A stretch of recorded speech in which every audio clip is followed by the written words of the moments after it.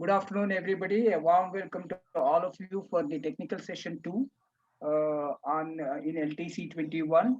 The theme for this technical session 2 is open science and scholarly communication. We have excellent speakers to address this session.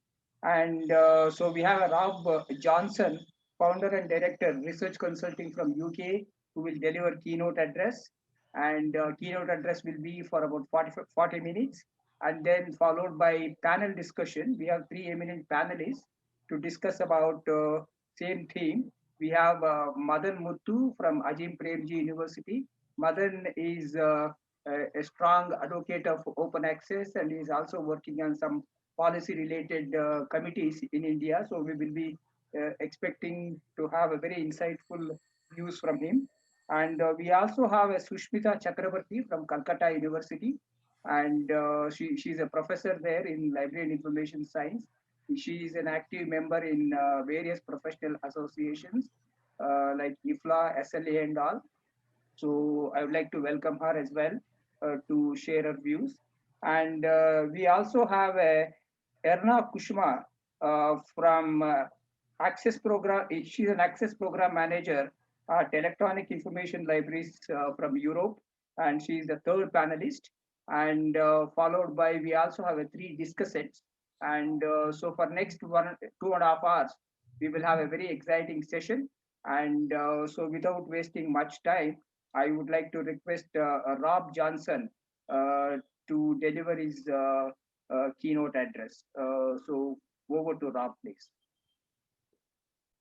Good afternoon, everyone, and thanks very much for the introduction. So I hope you can hear me and see me okay. I will have a few slides to share very shortly, but I'd just like to begin with a quick introduction to who I am, because I think I found myself, when I look at the program, so many professors and eminent academics, and I think, what am I doing here? I have no PhD, I'm not an academic, but what I have had the privilege of doing over almost a decade now is working on many projects looking to make or accelerate the transition to open science.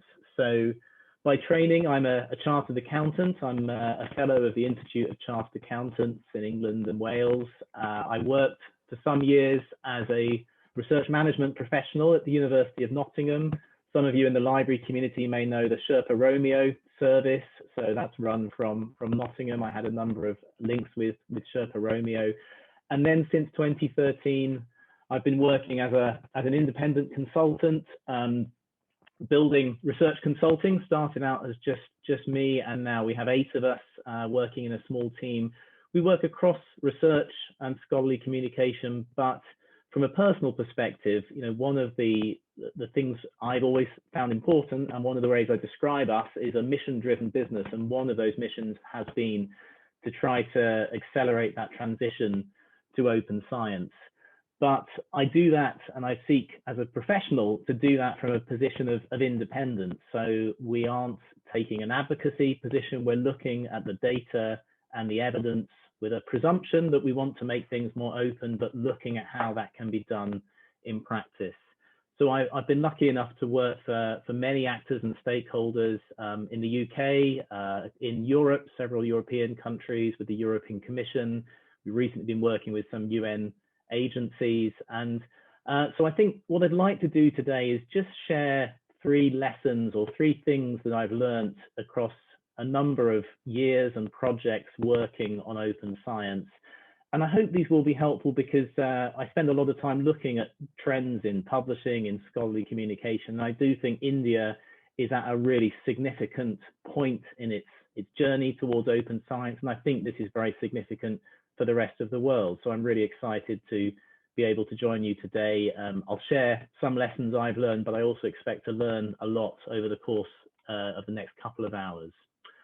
So let me share my screen and just explain a little bit more about what I hope to cover. So 3 things I've learned. Number 1, look for systems. Number 2, accept trade-offs. And number 3, things are getting better. So that's going to be the structure of my talk, and I want to talk through each of those in a little bit more detail and just ground them in some examples as I go. So what do I mean by look for systems? Well, I'm showing here a book by Hans Rosling. He was a Swedish professor of global health, highly influential globally, and wrote this book, Factfulness, 10 Reasons We're Wrong About the World. We tend to make mistakes in the way that we think about problems and issues. And one of those is that we tend to blame people. We tend to look for villains, or we look for heroes. So in the world of open access, very often the villains are the commercial publishers, the heroes are perhaps the librarians, and it can be a helpful paradigm to look at, but actually it tends to break down when you start meeting some publishers and you realize they're not quite as villainous as you might think, and they're not maybe that different to anyone else in the research landscape, in the things that they're looking to achieve. So I found looking for systems to be a much more helpful way of understanding the problems and trying to find solutions. And I want to just talk you through the idea of a complex system, and this draws on the theory of complexity science, a sort of emerging academic discipline. And I want to explain what I mean by scholarly communication as a complex system, because I think when we look at scholarly communication in this way, some of the things that we see happening in the world and that frustrate us in the move to open science start to make a little bit more sense. So I put on here some of the characteristics of complex systems, and these are true of many, many complex systems. So true in the biological world and true in the social world.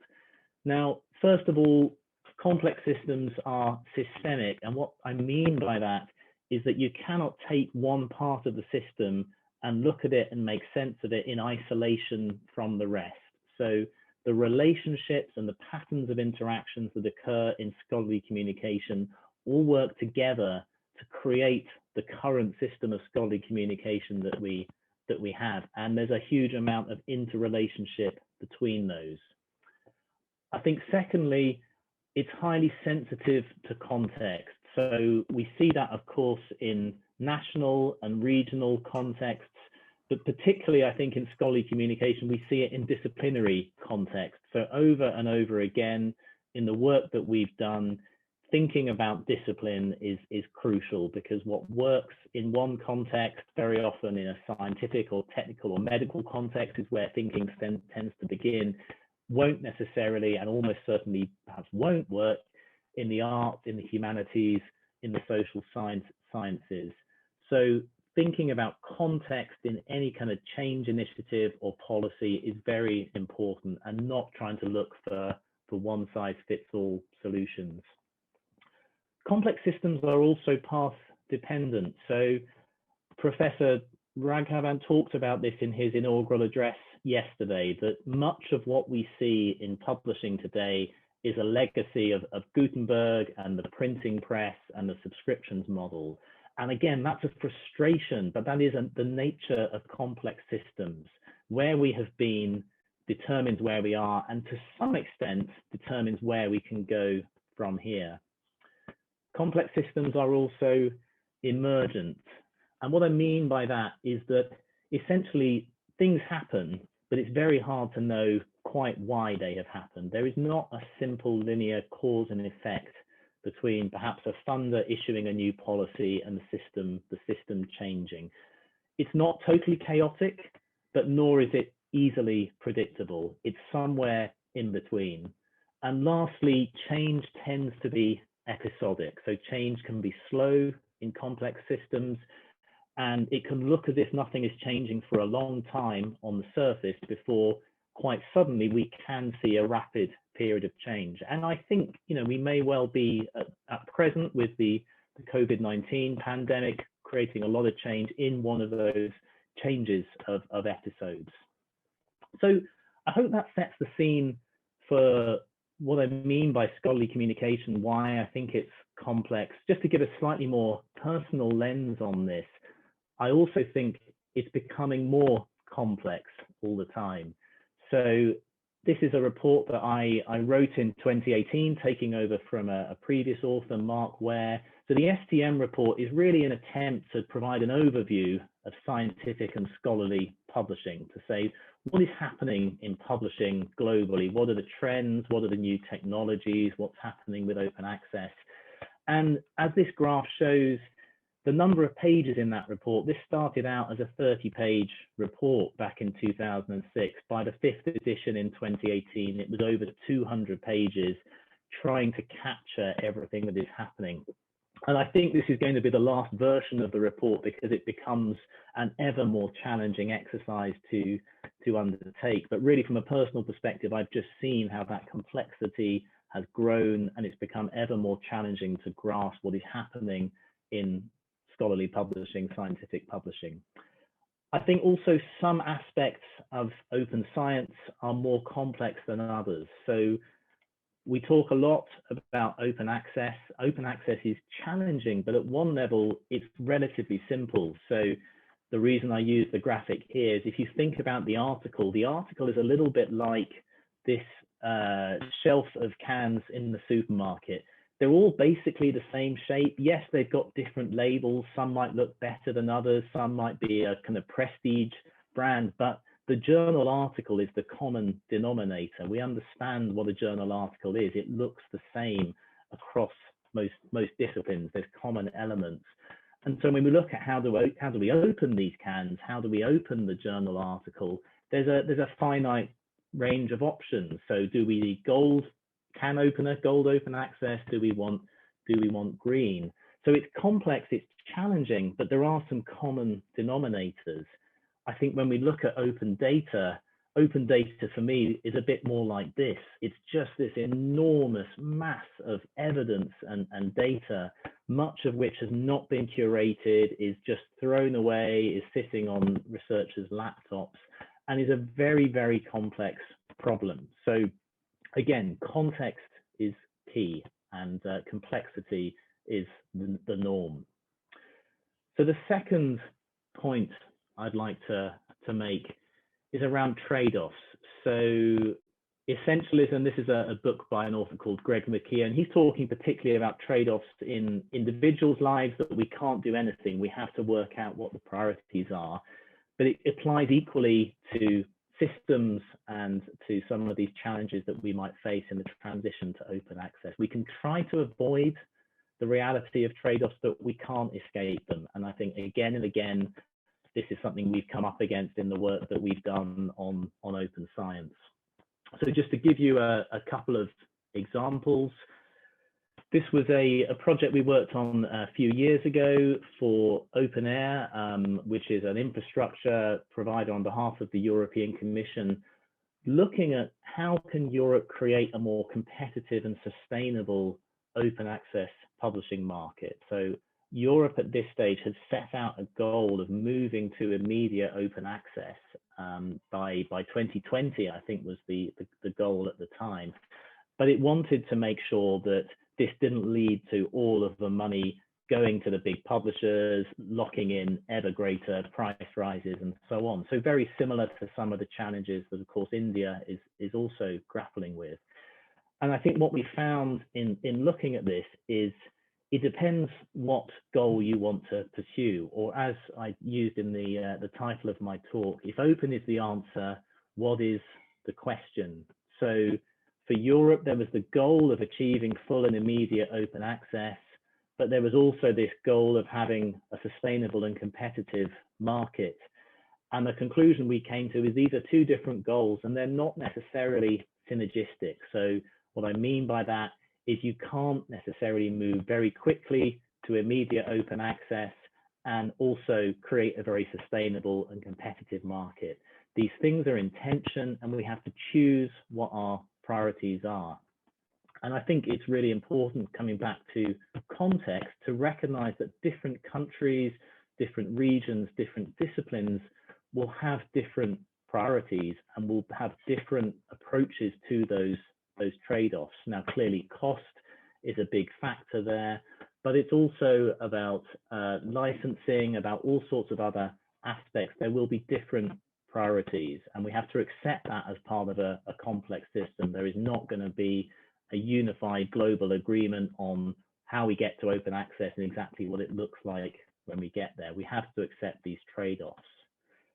Just to give another example, so recently I've been working with the VSNU, which is the sector body for universities in the Netherlands. Now, I think the Netherlands is probably one of the countries that's made the most progress towards open access globally. So they've set out a goal of 100% open access publishing by last year. I've just used a quote there from one of the presidents of the universities, Tilburg Universities. Open access is an absolute condition. It must be directly and freely accessible to everyone in the world. And those messages are really important and are valuable in creating change and disrupting that kind of complex system, which, as I say, tends to be quite resistant to change.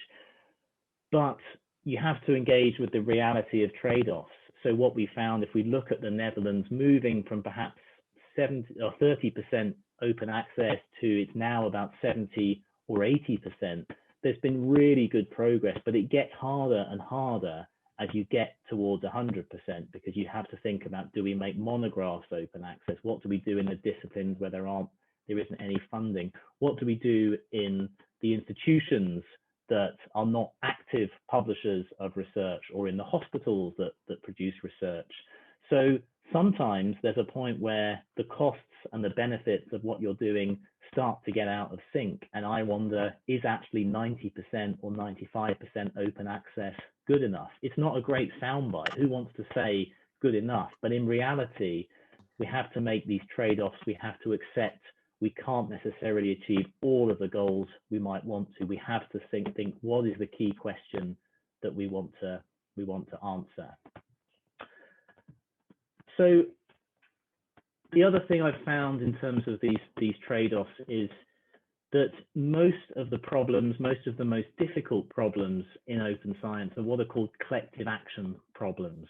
So the definition of a collective action problem is, if everyone did something, it's better for everyone. If I do something on my own, it's just worse for me.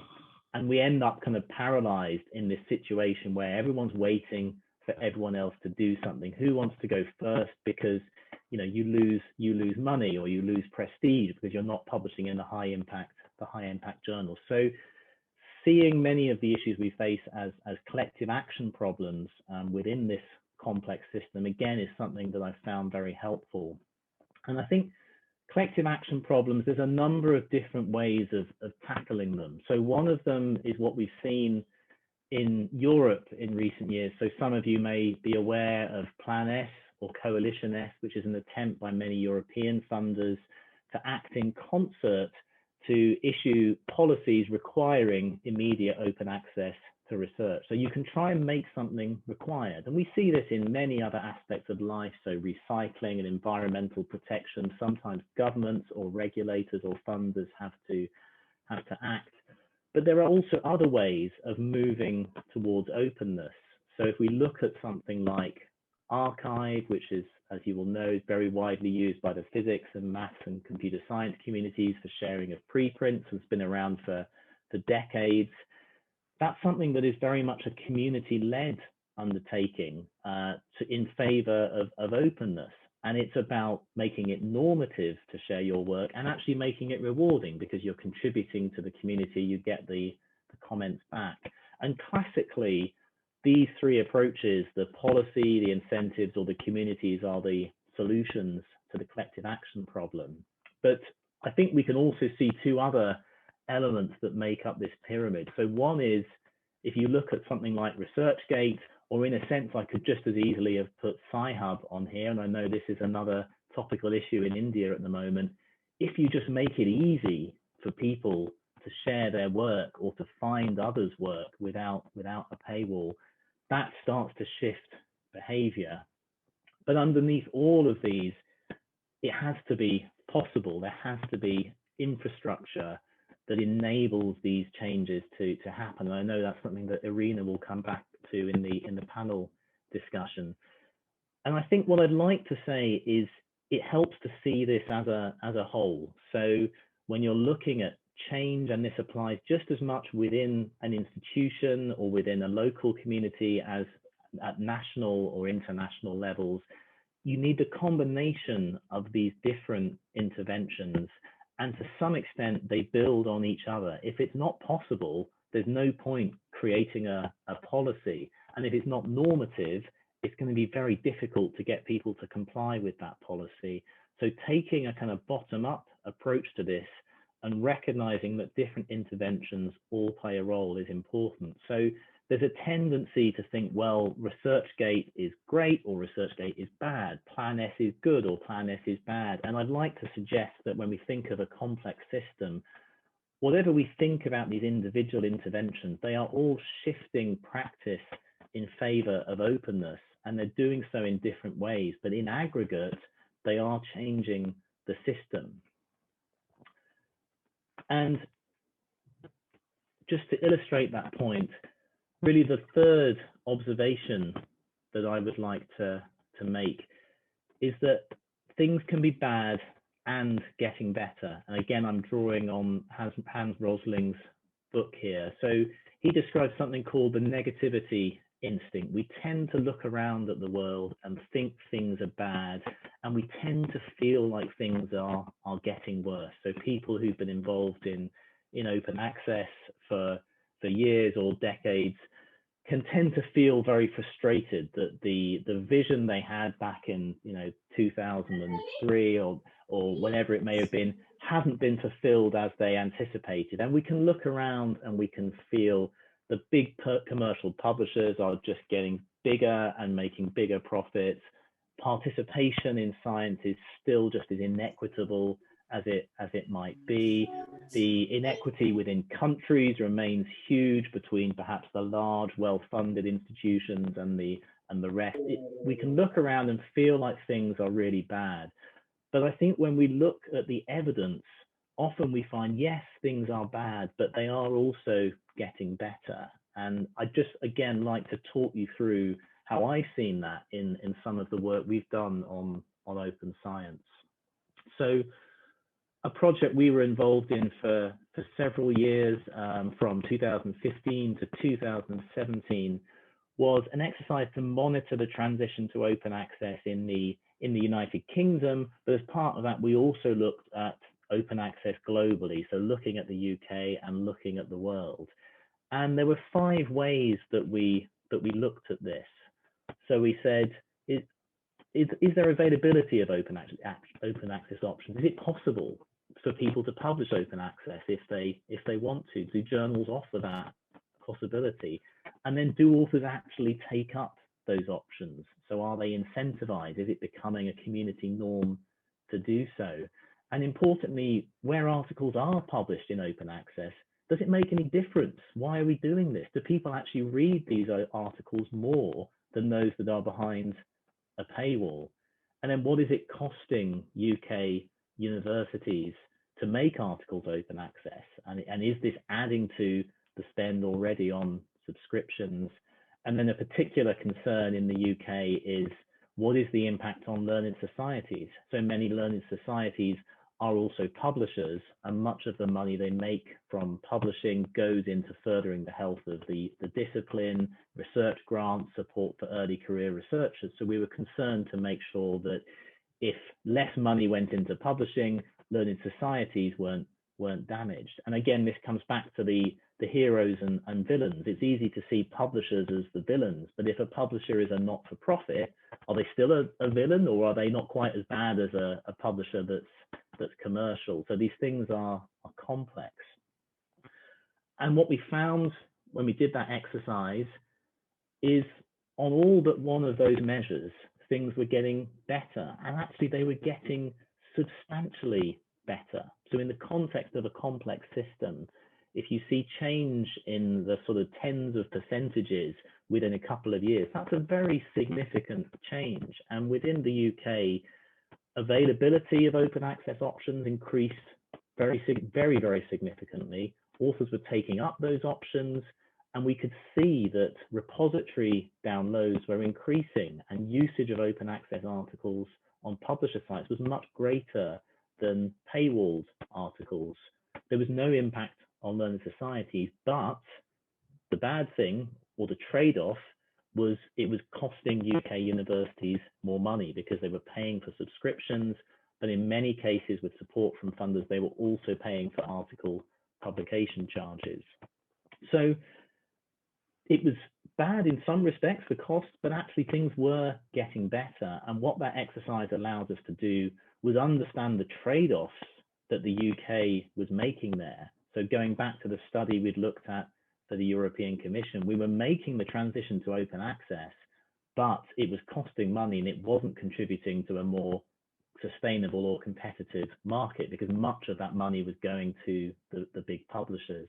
So some of the things that have happened in the last couple of years in the UK have been about trying to tackle those costs and look at bringing together subscriptions and article publication charges to ensure that we're not paying more than we need to while still trying to make that transition. Now, maybe that will slow down the transition. Maybe that will be the trade-off. By controlling costs more, the transition slows down. But that is the reality of these situations, and things are still getting better. And I've talked a lot about the UK there, but actually what we also found was this is equally true of the rest of the world. Not every country or region is moving at the same pace and the same rate, but I think the transition to open access particularly, and I think over the longer term, open science is very, very much underway. It is already happening. So just to illustrate that a bit further, this graph here is from a study by a couple of US researchers using the Unpayable Database. It's a plugin, many of you may have come across it, that you can use to find an open access copy of an article. And they try to say, what articles can we find online in a legitimate open access copy? So it's worth saying this isn't looking at copies on ResearchGate, it isn't looking at Sci-Hub, it's saying where can you find a legitimate open access copy of an article, and projecting those trends forward to 2025. So they felt that by 2025, 44% of all journal articles would be open access. So I think that's the sort of green and gold. But what's really important is actually the usage of those articles is much more skewed towards open access. So within perhaps 4 years from now, 70% of global article views will be to open access articles. Now, of course, that's partly because it's easier to view them, but it just shows we are seeing a very, very rapid and effective transition to open access, even ignoring all of the kind of gray or black open access that is also out there, where people can find illegitimate copies of articles. I think, again, just to illustrate how things are changing, if we look at the global landscape, what this is showing is the share of global outputs according to the United States National Science Board. They publish a set of science and engineering indicators every year or two, and we've seen, in a sense, the global scientific system becoming more equitable and becoming more representative of global population. So, of course, China has overtaken the US in recent years, but India has made tremendous gains, overtaking Germany and Japan and the UK, and I have no doubt will accelerate much further in the coming years. So again, things are bad. The system is inequitable. It doesn't represent the world and the makeup of the world in any way as accurately as it should, but it is getting better. We are seeing greater participation from different parts of the world and more equitable contribution to knowledge. Now, what's also interesting is the share of global outputs, or the number of global outputs, has been growing about 3 to 4% a year. So the number of articles published, it depends what database you look at and so on and so forth, but certainly some of the more established indexing English language databases suggest it's growing at 3 to 4% a year. But if we look at the lowest income countries, or low and lower middle income countries, so this is an analysis from a white paper I worked on last year with a couple of authors one from Elsevier, one from the Research for Life initiative, which aims to make free and low-cost access available to low-income countries. Now, what this shows, as ever, it's complex. There's a mix. Countries are in very different places. But if you look at that dotted line, on average, these low-income countries are growing their contribution to the scholarly literature at over 10% a year. So their share of global publications growing at 3% is getting bigger and bigger. Now, it's bad. It's still very small. Some of these countries, we're talking a few hundreds, or maybe just a few dozen articles in the global scientific literature, but it is getting better. And so I really hope that's a message that you will take from my talk. Things are complex. We have to make trade-offs, but we are seeing a transition towards a more open and a more equitable world, and we can see that in the data. It's already happening, and I do think it will continue to happen. And that's not to underplay all of the challenges and the issues and so on that we face, which are entirely legitimate. They're bad, but things are improving.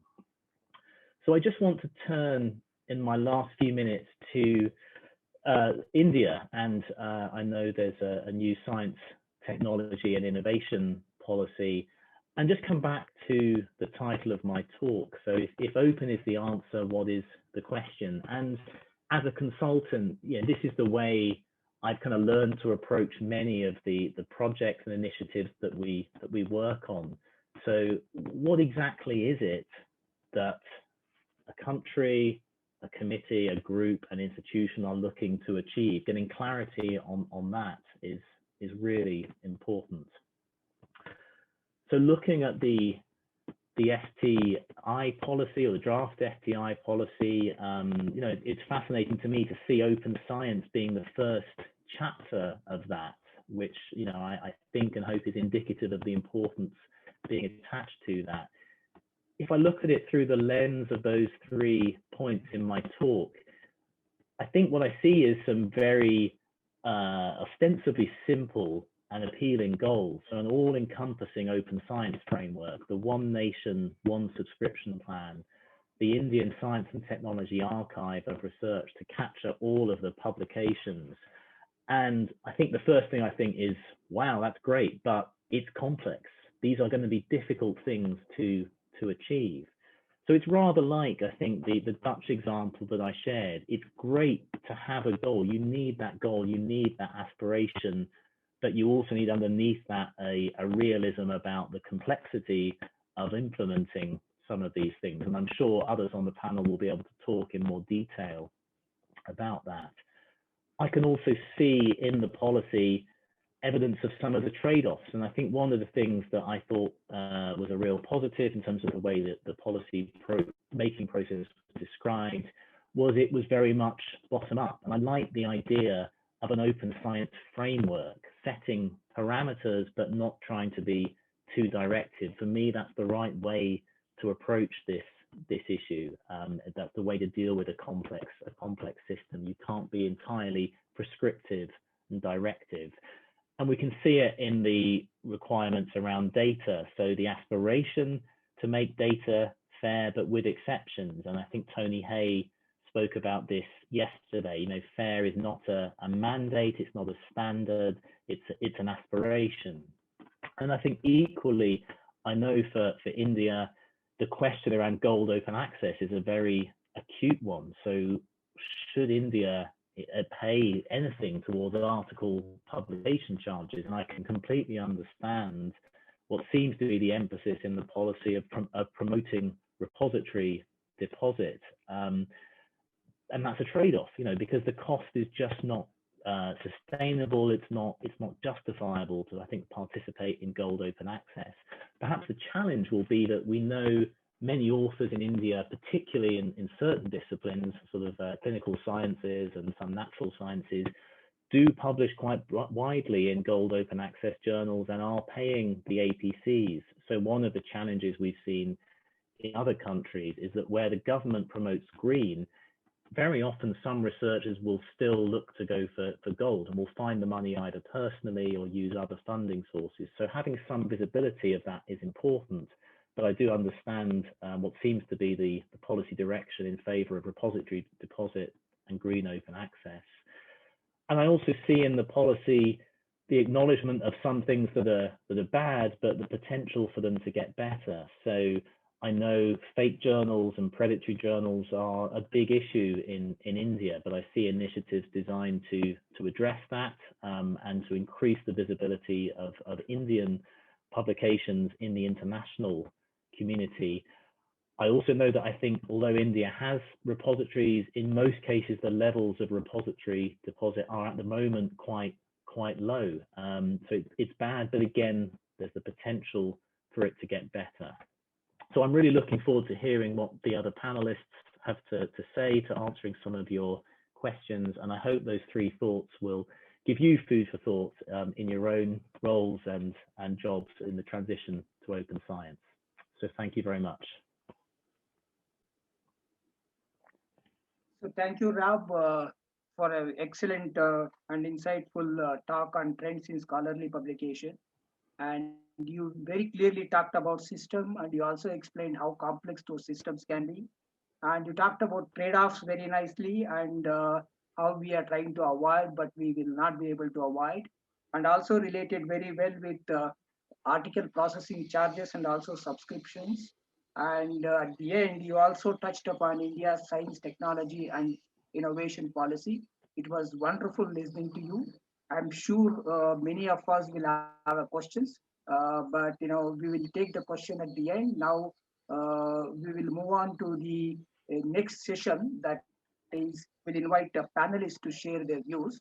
Now I would like to invite Madhan Muthu to share his views as a panelist. Madhan, you will have 10 minutes, and it's over to you, Madhan. Thank you very much. Thank you very much, Rob. I think I'm audible. Yes. You are audible. Yeah, go ahead. Yes, thank you. I would like to thank Rob for a very detailed presentation about the present state of open access and the complexities involved in it. And one of the most important complexities is this: the journal publishing is centered in only a few countries, particularly in the Western Europe and Northern America. That creates a big complexity in this, particularly when it comes to revenue sharing. I would like to start from the report, which I often consult. The one that you showed us, this monitoring the growth of open access in the UK. I liked the projection part of it. For example, that report has studied about the expenditure of 2016 UK. That report has spelled out, I think, something around 250 million pounds was spent on both subscriptions as well as APC charges. When it comes to APC charges, it was only about 19% of what the total publications of USC. And something the total number would be, the report has estimated is about some 29,000 papers, which is only, but it's a considerable proportion of what is produced from the UK. But when it comes to the amount, in 2016, the total spending, I mean, the potential spending was about 210 million, which includes 160 million pounds for the university subscriptions and 50 million additional costs for the APCs. But the projection is important. The amount of money, see, if the number of papers going to APC journals is increasing by 30 to 50%, I think we have to, UK have to spend 45 to somewhere around 60% more. I think by 2021, I think UK must be spending about 345 million pounds. I think we have to pay this much money to experiment these ideas and get the benefits that you say. Something around 44% of the papers are legitimately open access. That if you want to increase even a small percentage from that, I think that involves a huge cost. I think this experiment is really not affordable to countries like India, but India is certainly in an advantageous position because they can learn from others' experiments such as this.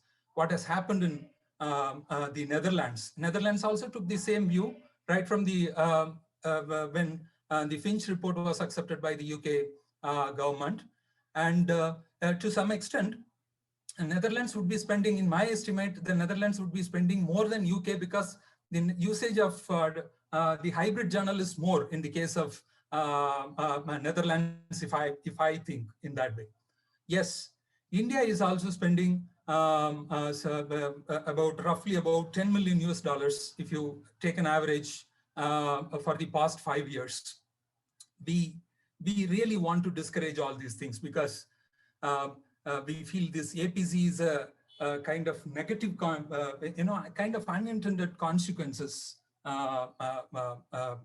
consequence for in this whole scenario, I think. So the ideas, as you rightly told, I think the policies have a context. See what the policies of UK, the policies of Netherlands may not be certainly suitable for many other countries, but these policies consider, because these countries host a lot of for-profit publishers and they bring a lot of revenue for that. And that context is very important, and UK wants to claim superiority in knowledge production industry for a long time, and they have strategic vision reports and then spending all that and all. It's a very conscious effort. But India, as Vijayaraghavan rightly pointed out, and in, this morning, I saw your tweets that he spoke about the demographic, the number of, we have to expand the facilities here. And one thing in that discussion, particularly about the quality, okay, see our scientists want to maintain quality. Quality, I would like to understand it in a different way, but the quality is that papers published in high impact factor journals. Okay, directly we will speak about it. I think whether it is a popular journal, but if you look at their impact factor, of course, that will say, I think they are popular. Obviously, that match is always there. Only a small proportion of scientists use those journals from our country. I think our policy need not to really focus on that small number. But quality, I would like to look at it in a different way. In India, if you want to speak about the quality, I think you have to increase the quantity to a great level so that the quality can manifest itself, first of all. I think that is the priority for Indian science and scholarly communication. That is what we are not able to afford to these luxurious experiments that UK and Netherlands have. We would like to use the clever path. I think we would like to be smart about how to use the scholarly communication strategies to make the Indian researchers visible to all possible users outside. At the same time, we should be able to get access to what is produced elsewhere. These two problems are a very long problem for us.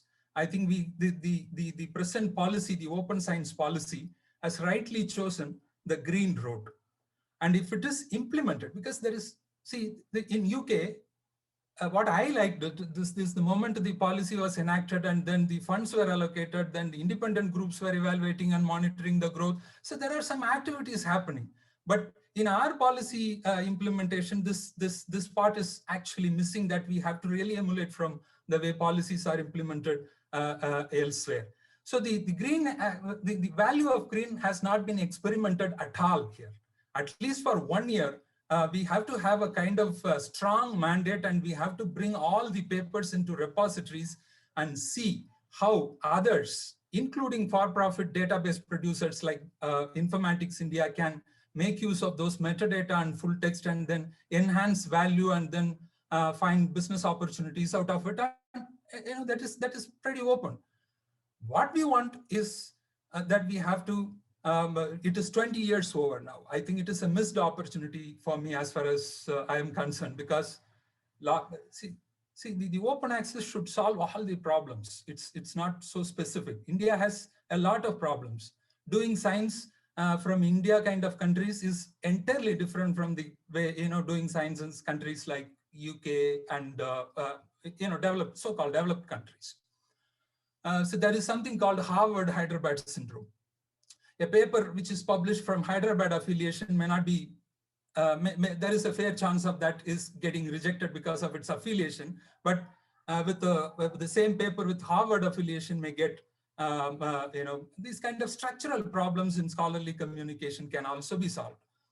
So what India should look at it is that I think, the future and first of all, they need not to worry about the future of the publishers.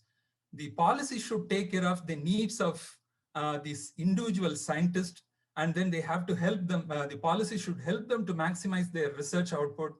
And most importantly, it has to consider the necessity. I think there is no time for delay for the policy now. I think whatever the Insta or something, we have to quickly set it up and then take it to scientists, persuade them, and then it's a matter of a few more keystrokes from the publishers, from the authors, is what the green route requires. Nothing more is required. Just give a simple metadata and upload a paper or the postprint, in a repository that Insta or whatever it is, it's named, and then it's enough for now. I think what is possible now, I think amid this complex situation, somewhere we have to start. I think that start should be the green route. I think India should prioritize it and then give more importance to it. And when the negotiation for one nation, one subscription should concentrate on author retaining their rights. I think we need not to really reject Plan S, but some of the important points, important developments from the Plan S, which I find is that author retaining their rights over postprint. I think that will give a clear breakthrough. And then if we give proper mechanisms for implementation, and then if the policy supports scientists, support scientists, but not mandating and then coercing them, then you have to create a kind of institutional support for them to comply the policies. I think the green open access route will bring a lot of benefits to countries like India, particularly the most important problems, the visibility and access problems will be solved. And India need not worry about the others policies, as I said. I think we have to keep doing this green route, postprints, open access in public domain repositories till other countries listen, and we have to show how we use them in an effective way. I think other countries will be able to understand the benefits and slowly emulate our ideas. But this experiment should be the priority for the government of India. With that, I think I would like to stop here, and I'm looking forward to hear others. Thanks. Thank you, Madhan. So it was very insightful, and you took us through global trends of OA, and also you related what we need to really do in India. You also strongly advocated for green OA in India, but we all know that everyone tried to make green OA very successful, but end of the day, it appears that it did not really accomplish the success what we wanted to accomplish.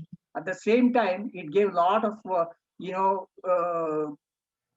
profitable business plan ideas to publishers, and they are getting more profit out of that. But anyway, I'm sure we will have some questions about that. And thank you for your insightful views. So with this, we'll move on to the next panelist. I would like to request Iryna Kuchma from Electronic Information for Libraries from Europe to share her views on today's theme. Over to Iryna. Good evening. Thanks a lot for inviting me to share some reflections from our open access and open science work. And my organization, IIFL, was one of the original signatories to the Budapest Open Access Declaration that coined the term open access in 2002. And as it was already mentioned today, I guess back then we expected progress a little bit sooner. So that's really a right time to learn from what didn't really go well and what could be improved. We work with national library consortia in Asia, Africa, and Europe. So that's also a perspective from which I'll be speaking today, what libraries and universities, research institutes in the Global South and also in Eastern Europe think about open access trends and priorities. And in my organization, apparently because we support National Library Consortia in negotiations with scholarly publishers and content aggregators, we identified fair and sustainable transition from paywalled to open access content as a priority for the coming 3 years, because although progress is happening, unfortunately, it's far from fair and far from sustainable. And it's really a high time for collective actions from the Global South countries, maybe not even Global South countries, but everyone, to make sure that it's really affordable and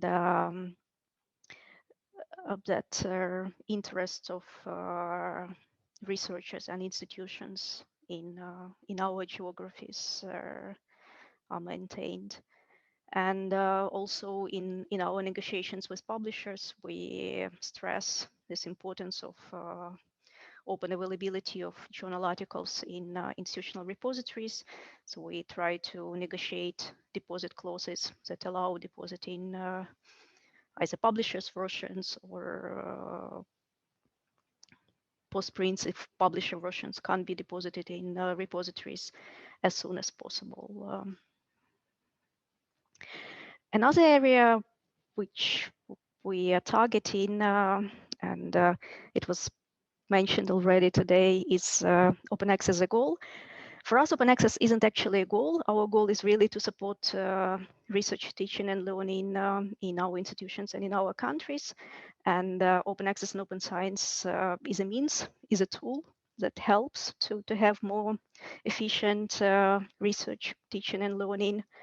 And we also think it's a high priority to invest into open science and open research skills building, starting from early career researchers, but eventually everyone from schools to senior researchers should be able to practice open science because it's just more efficient science. And also institutions and countries should have incentives and support structures to support and promote this acquisition of open science and open research skills. And as Rob mentioned, I said earlier that I'll be talking about importance of infrastructures. And because we represent public institutions, we really believe that open public infrastructures are important, and they should be the focus of all the discussions that we're having around open access and open science. And here I mean community-owned, publicly funded open access journals platforms, repositories platforms, repositories for publications, and also repositories for data, and also any other emerging platforms that enable dissemination and sharing of research. And of course,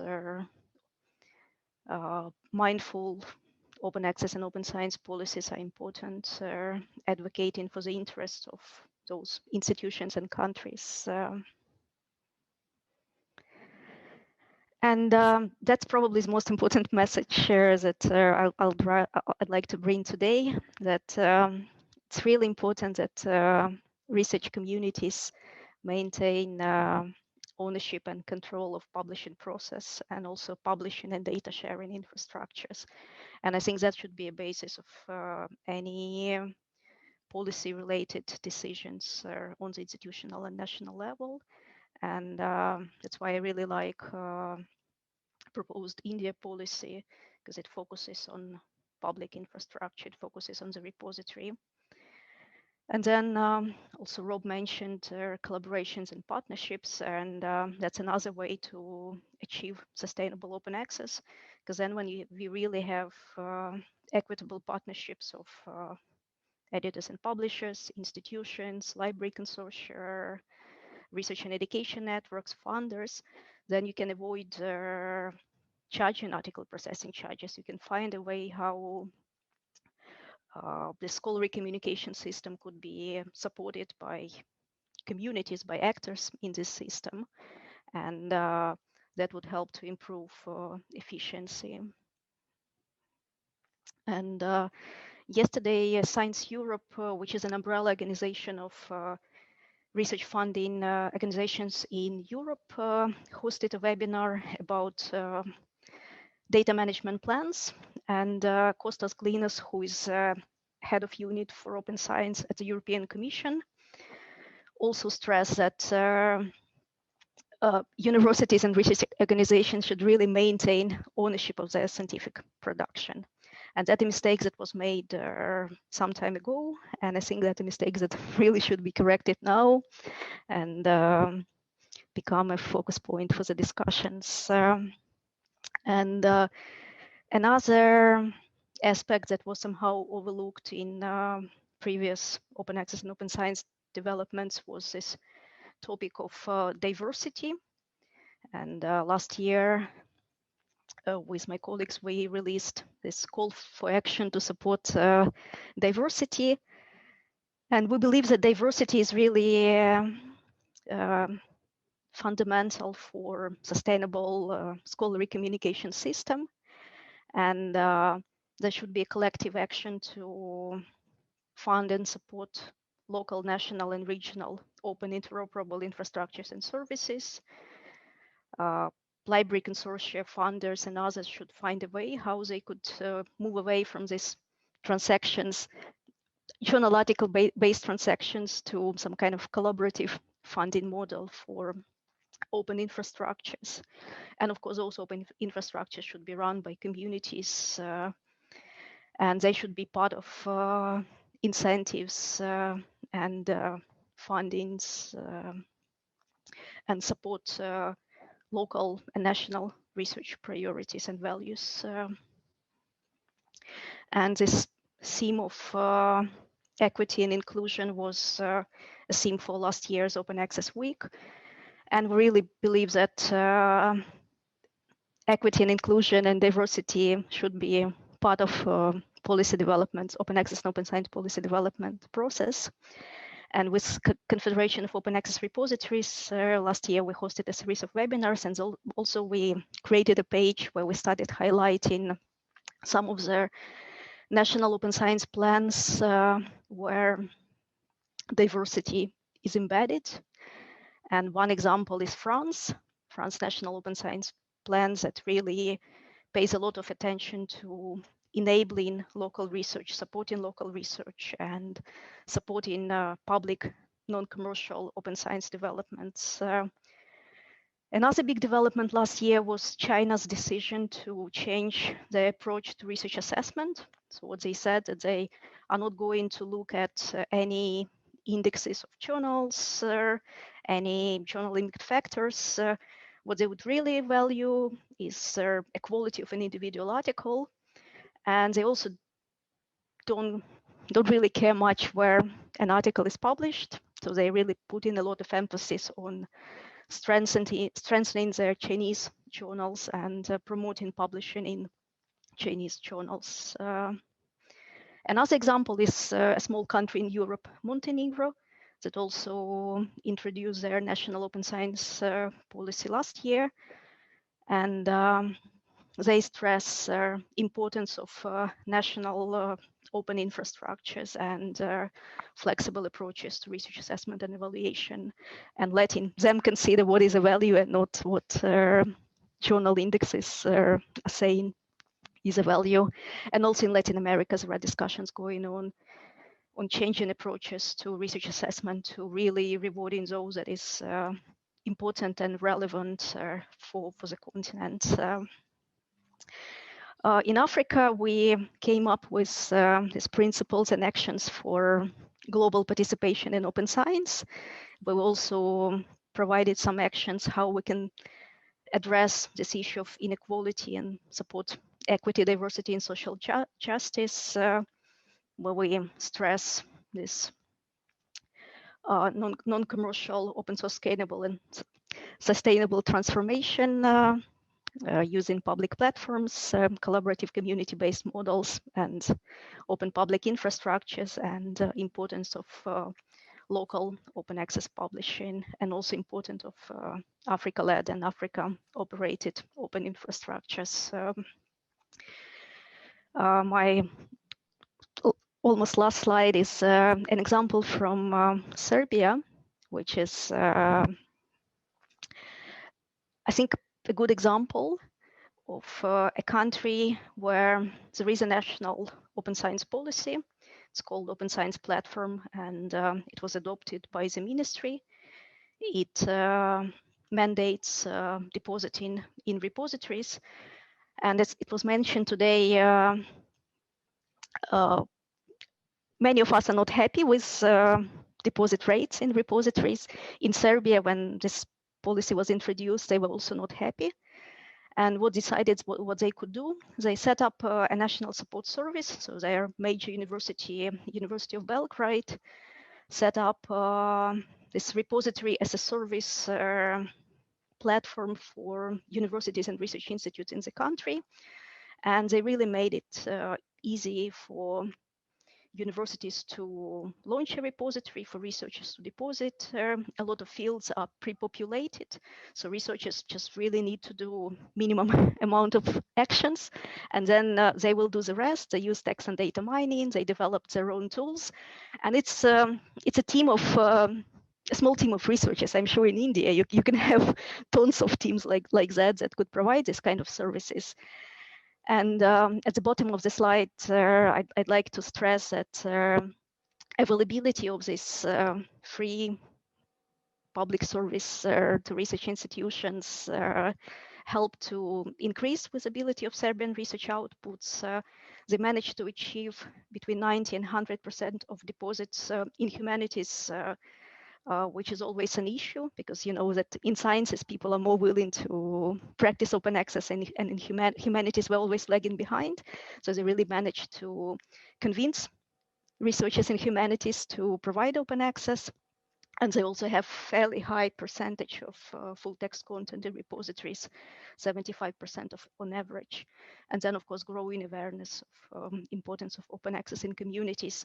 So with small actions like that, you can support repository developments, and there are also successful global actions, which is Global Sustainability Coalition for Open Science Services, and it's been operating for a couple of years already, and it's a collaborative platform where libraries and funders support open science infrastructures at risk.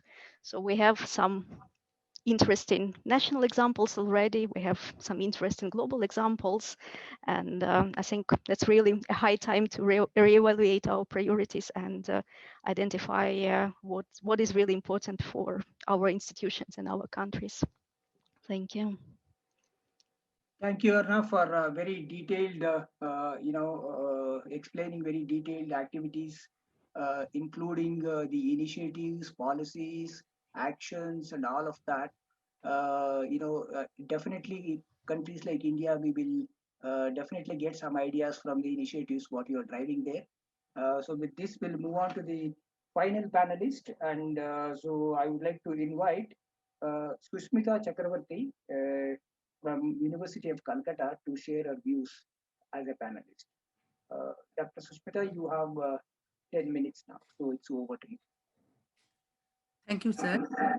Till now, we were going global, having a clear picture of the global scenario in the open access domain, and especially with regards to science policy, research, data, and other scenario from different countries of the world. Now, if we look back to India, and more specifically to my institute, University of Calcutta, which is the one of the three first universities in modern India, if we do not take Nalanda, Takshashila, and other ancient universities. University of Calcutta is one of the three first universities that has been established in India. And there we now, at this age, only just for last few months, we have installed open platform for research papers. And I am glad to announce, glad to share this info with our learned panelists and also with our distinguished participants, that already within the fora, within the time of a very short period, we already have 51,241 publications. And we are hoping that soon 54% of the entire Calcutta University's research output can be archived in this open platform. And it will be a huge boon for the research scholars who are working in University of Calcutta. In my tenure as teacher in University of Calcutta, I have seen that we are catering to heterogeneous clientele of students and researchers. We have students from the first generation background, first generation learners who uh, who are from such a family that let alone research and data, even food is far away thought, struggling thought for them. And we have students from high and mighty places who have uh, privileged upbringing for many generations.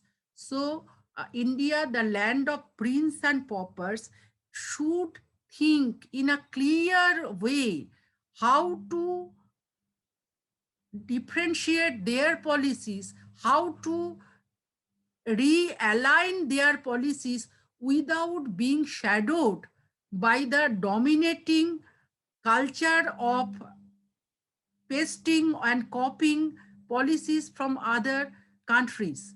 We must remember our uniqueness, our multicultural upbringing, our vastness of population, density of population. So many factors are there, so many languages, so many barriers, and also the backbone of infrastructure in India are so mixed, are of mixed kind. We cannot implement one and the same policy everywhere in India. So let us turn to open science once more. With establishment, after establishment of this variety in Indian circumstances, I want to draw your attention to the special character of open science. So what is open science? Open science will help us to collaborate more. So we must ensure that this collaboration is effective not only among the privileged, esteemed institutes like the premier institutes of the country, also the scientists or the science students and researchers from remote places.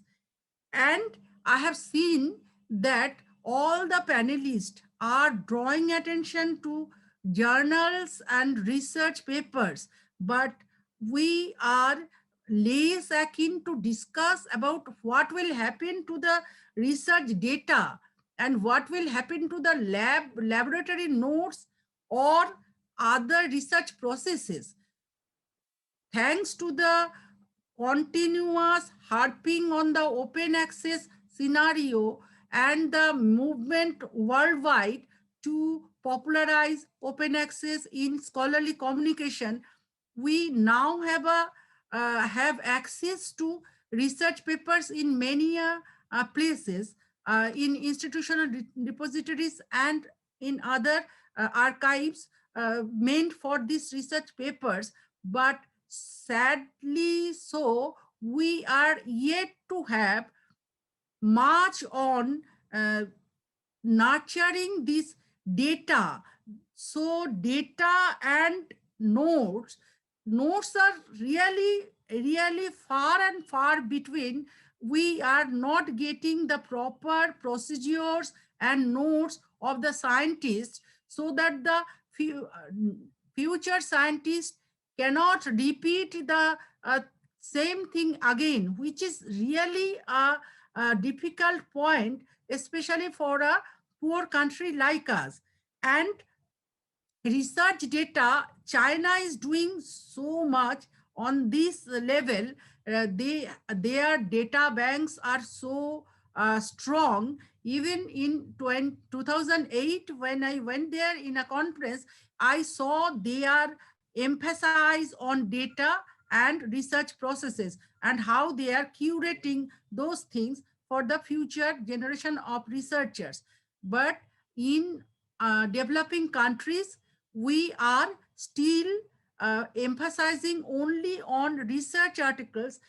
So this field is not being taken care of, and data are not getting, so the data are getting replicated, like same thing, that reinventing the wheel, that is happening again and again. Even in this country, we are yet to have a proper archiving of all the PhD theses that are being done in all the universities. Professor Shalini Woods here can justify that. Even a long time back, she started Vidyanidhi. Vidyanidhi was the pioneering effort in crystallizing all researches, all types of researches being carried out in different universities. And now UGC is doing a lot, but still we cannot say that all over India, all the universities are sending their theses or the bibliographic data of theses. There are even now so much duplication of researches on science. I am talking about science because that is our topic, but in other subjects too, same problem occurs. And we must remember and emphasize those points, that that great classical points of Madhan, that kudos, communalism, universalism, disinterestedness, originality, and skepticism. Why I am referring to these hackneyed points while everyone knows that? Because I think there is yet to be established a research culture over here, where people will really, in Indian people will really take everything with a pinch of salt and will judge it with their original analytical mind frame, and will go with a skeptic eyes, analyzing the things to have a completely dispassionate, disinterested, scientific, objective outlook. And without that outlook, and without bonding local with the universal, we will lose the focus of research. So open science must have its vision in such a way to combine the objectivity. Now, whatever, even when we are talking about open science, we are only, most of the time, we are only talking about what the developed countries are facing, what they are evolving. What about having our own kind of things, not insisting on H index, not insisting on the usual sort of things. we must evolve something which is uniquely Indian. And I think one thing more is very important, that is research culture. For open science, we need a open culture. For creating open culture in science, you have to bring science to the masses. Now, science is on a pedestal like a god, and we are thinking scientists are doing activities in a closed door enclosure of great laboratories. But what about the people science? Let us take the people science into the front seat. Let us popularize science. What we used to do in our college days is taking science to the masses. That is very important while we are talking about science. And in that, science will really be opened up to the society in a great way. And then only, just like now, little programs of IITs, they try to emphasize taking people like Padman, the story of Padman, taking people from interior to the front row in science. That will be the power of India, because we have great potentials within our country, but they are not nurtured. So that culture of taking masses into science, that will be open culture to open science. So only with that, I will conclude in last sentence, that only with that we might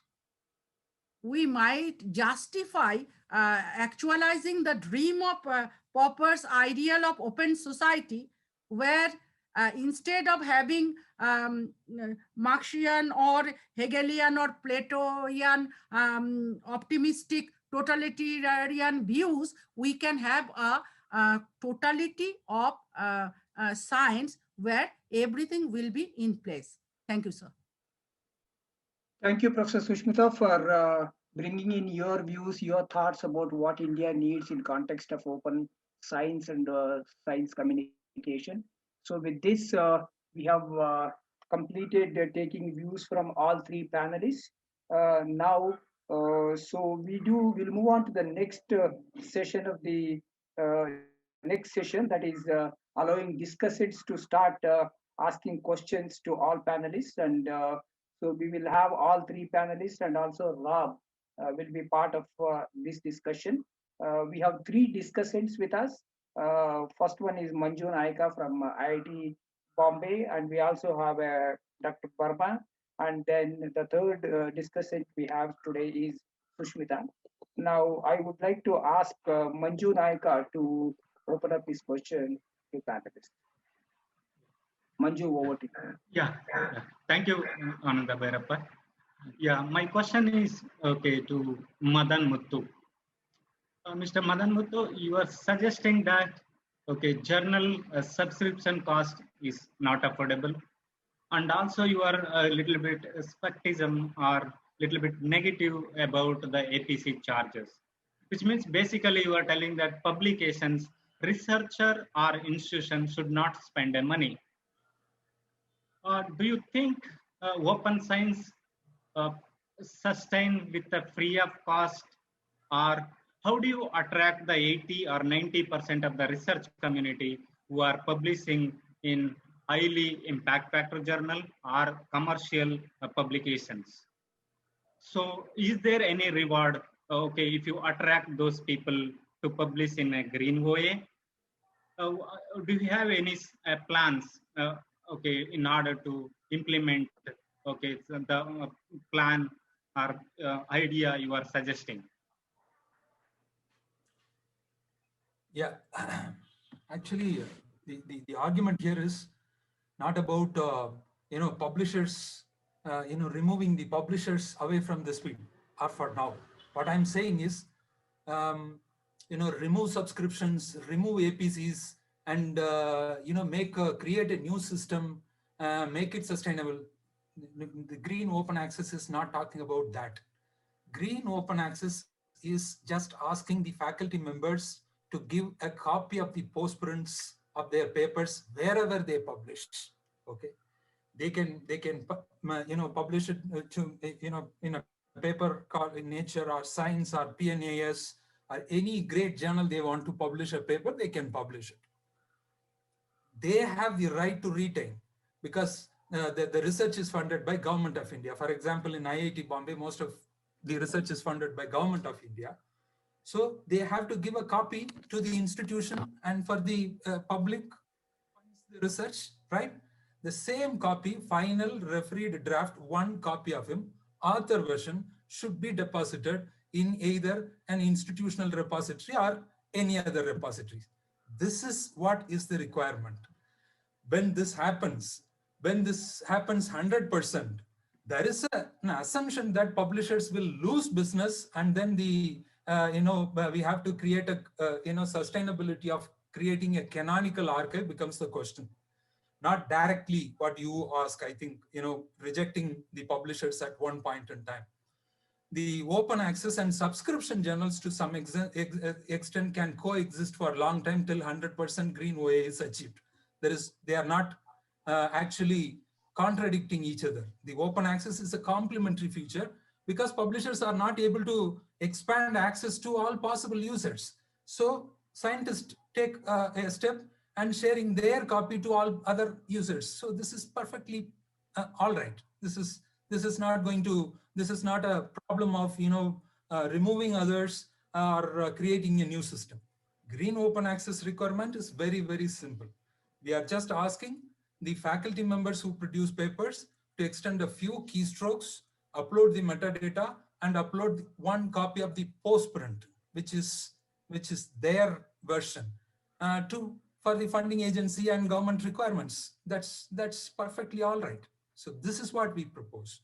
So sustainability, when it comes to sustainability, see, it's a big issue. So see, the canonical archives, when they are in the hands of private, and it creates a sense that it is sustainable. So how come? The institutions and individuals are producing papers. So long as institutions and individuals are there, scientific enterprises will be sustainable.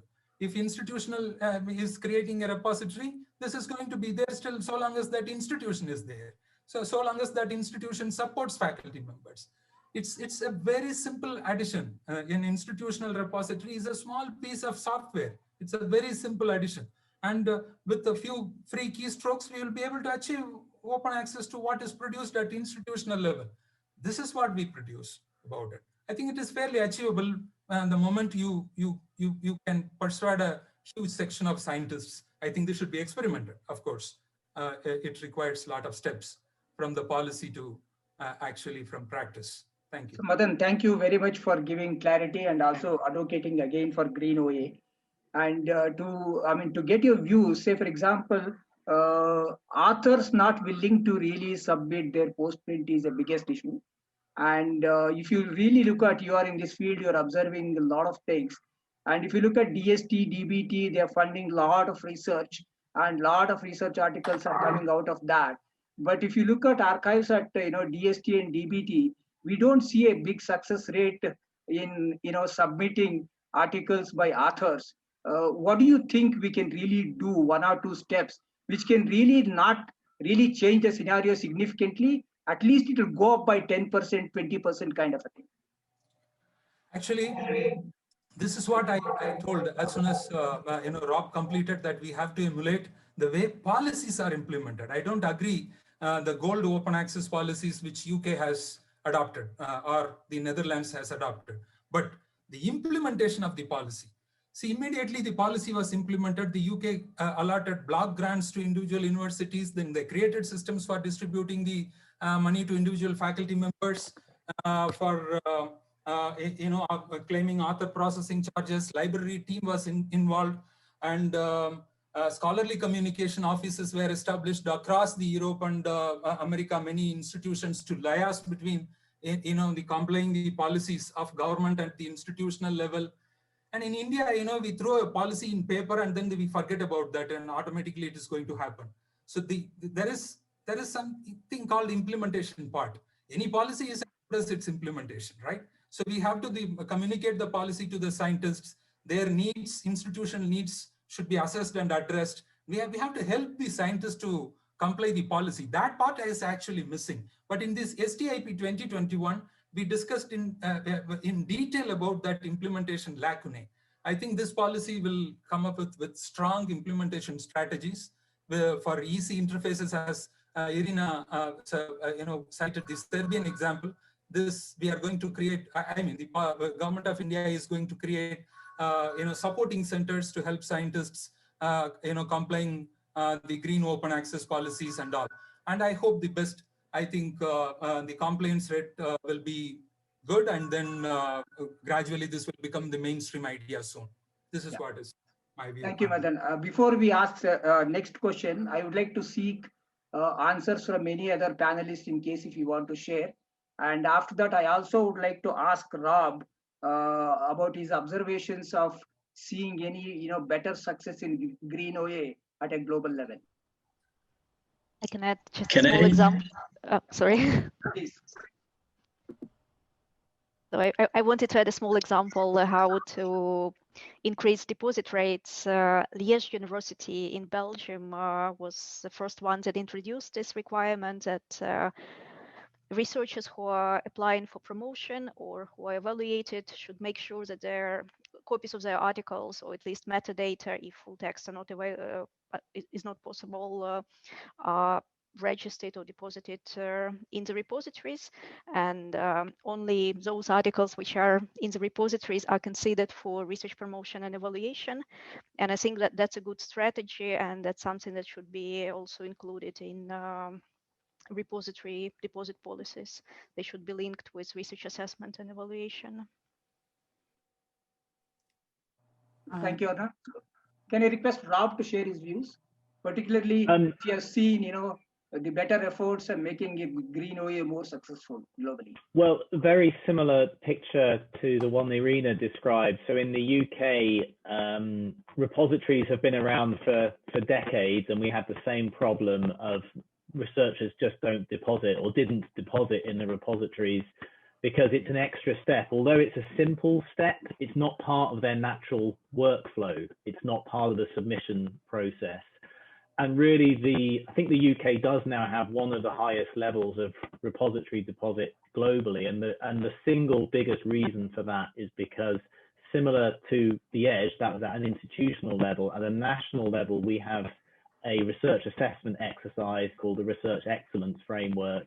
And in 2014 or 2015, a policy was introduced to say the Research Excellence Framework will only consider articles which have a copy in an institutional or subject repository. And there's a lot of money and a lot of prestige attached to performance in the Research Excellence Framework. So that heavily incentivizes institutions to make sure that their research is in the repositories, and by extension that incentivizes researchers because they want their research to be returned to the ref to say this is the best research our institution has done. So I think the incentives, some form of incentive or policy, but it has to be a policy with teeth. There have to be consequences of not complying with the policy. And I think the other thing that, as Madhan alluded to, there has to be some investment in support and monitoring. So what many institutions started to do was actually capture and report data on how many publications do we produce and what share of those publications is in our repository. And are we doing better or worse than others? So when you start to have the data, the visibility, and you have the reason for the researchers to do it, then you start to see change, along with having the infrastructure in the first place. It has to be possible and it has to be reasonably easy to do it. But yes, the single biggest factor has been linking it to evaluation and assessment, so it matters to researchers. Okay. Thank you, Rob. And I also remember Professor Sushmita mentioning about setting up of an article repository at Calcutta University. You also mentioned that there are 51,000 articles already in that. Can you highlight one or two, things what you did differently to get so many articles so quickly when everybody else is struggling to get articles like that? Actually, it was not all the articles were from our own publications. Those articles came through the librarians. I would like to say his name here, Dr. Soumitra Sarkar. He did a lot of liaison work with so many stakeholders and could make it possible with an excellent team of supporters, including some subject experts and all. I would, if you permit, I would like to add one other point here against that last question asked. Actually, we had one paper research carried out in our university on the perception of the institutional repositories in different universities in West Bengal. And interestingly, the findings showed that in most of the universities, university repositories are not well known even to all of the faculties. And even the researchers or young faculties who has keen eyes for research, even sometimes do not know about the existence of this. So I would like to emphasize the awareness building about the existence of the repositories, about its resources, and also emphasizing including among the students about how to use those repositories even for their preliminary research work like dissertations and other things. So thank you, Professor Susmita. Perception is very important. Okay, thank you very much. So with that, we'll move on to the second discussant. May I ask Barma Chakrabarti to pose a question to panelists? Good evening all. This is Barnali Roy Chaudhary from Netaji Subhash Open University. It is an state level Open University of West Bengal. So actually I have gone through this all discussion. You come to the question, please. Which is you can made ask questions. by, yeah, please. All our eminent panelists. So I have two questions. Two queries regarding. One is for our keynote speaker, that is Rob. Thanks for your wonderful presentation. That you told that in your one slide that solving collective action problems, that is infrastructure. Regarding infrastructure, we have lots of confusion for different level of countries like lower income group or a higher income group. So could you please guide a general or a first level infrastructure to build institutional repository to make things green open access for all level of for all countries? Is there any possibilities, as you have different projects on open access you told in your slides in your presentation? So what will be the minimum infrastructure where we have to meet digital divide factor in from lower level to upper level in academic institutions? So this is for Rob. And for Madhan, Muthu, thanks for your wonderful clearance on. Maybe you can take that question once you get answer from Rob. Yeah, please, okay? please. Yeah. Please. So Rob, can you please comment on that? Yes. So I think the minimum infrastructure, well, what we've seen in, as I think Iryna touched on, is there is now significant open source software available that can be used at minimal cost by institutions to implement repositories, to implement publishing. So I think what we tend to see now is the barrier is more the people and the skills. So the software is there, and the cost of implementing, you know, a repository installation or setting up a journal is not that great. The challenge is having the people with the right skills to be able to do that. So I think when we talk about infrastructure, it doesn't just mean physical or technical infrastructure. It means the supporting staff and often it is the libraries who are involved in that. And I don't have an easy answer to that, but I think one of the key things is around building networks. And I think the sorts of things that Iryna and IIFL are involved in, where some of that knowledge can be shared and people can benefit from knowledge acquired elsewhere. I mean, I don't know whether Iryna, you'd like to comment on this, because I feel it's more your area of expertise than mine. Actually, it's all about how to reach the marginalized user who can access, in spite of having their digital infrastructure, such like this internet connection, slow connectivity, right, or inavailability of the proper smartphone or anything else, anything which is actually gearing up the ICT evaluation or ICT movement. So in spite of having such kind of challenges in their life, how we can reach maximum number of users to gear up this open access movement. Put an example of a national repository in Myanmar that we launched with Myanmar Rectors Committee and Department of Higher Education, and it's free and open source software developed in Japan, and Japanese colleagues helped to install it. 50% of users use mobile phones to access this repository, so it doesn't require a lot of bandwidth. But of course, promotion aspect is on the universities. So it's up to universities to make sure that their students and also others are aware of it. And of course, it's hard in a large country like India. So I don't even have a suggestion about that, because your size is unimaginable for me. Yeah, it's just so big. Thank you. May I also request Madhan to comment on the new archival infrastructure we are planning as a part of the process, Madhan? I think you are involved in that. Maybe it will be interesting for people to know about that.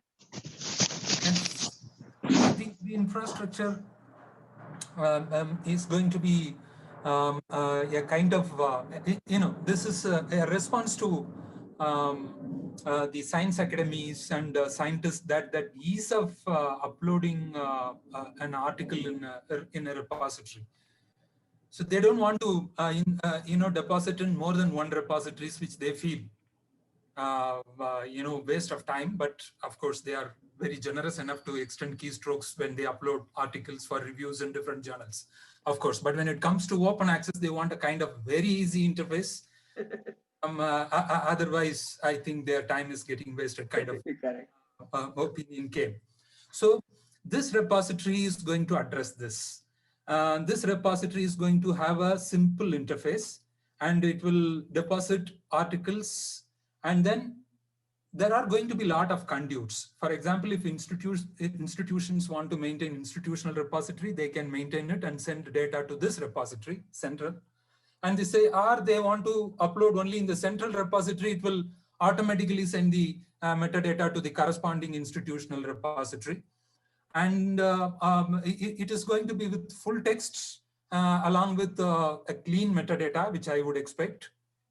The data infrastructure, everything is going to be open. So if you get a critical number of articles uploaded in this particular repository, it will be open for mining, text mining, data mining kind of facilities will be available. And this repository is going to help, upload data that underpins the publications if some researchers want to upload.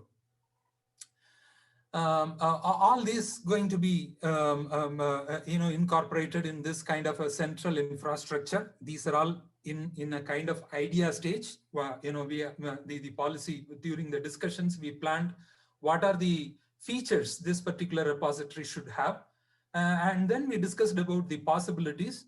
The open source software, I think, which we have been using for 20 years, have evolved to an extent. I think it can be maintained by institutions on their own, and then they can send data to the central repository seamlessly, because the central repository will harvest metadata and full text from these individual repositories and then index it at one go. And this particular repository will help other initiatives like JGate kind of bibliometric aggregators, and then Lens, Dimensions, different Microsoft Academic, Google Scholar, everywhere we have to make sure this repository contents are indexed and they are visible. So this is actually the plan. I think I'll be able to give more details only when we get more details about this. This is actually the Thanks, idea. Madhan. So Burma, you can also ask the second question you had to Madhan.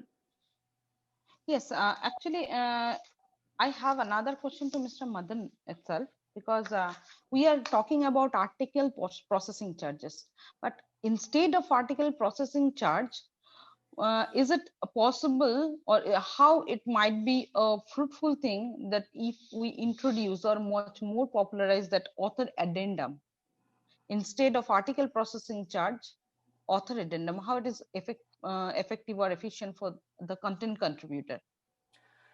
See, actually, these are these two different issues. Which one is about paying money, another one is about retaining rights. Okay, the retaining rights, has got a shape after this plan is recently told. I think they would expect from all their fundies, if they are not publishing it in full OA journals, I think they have to deposit the post-print as soon as a paper is accepted without any embargo or something. And many journals now come forward to accept. Most importantly, the science group of journals published by the American Academy of Advancement of Science have recently announced that they, plan is fundies can apply for open licensing and other things and all. But I would rather expect publishers should come forward and openly declare all their authors can upload their postprints in institutional repositories if their government has a mandate or something.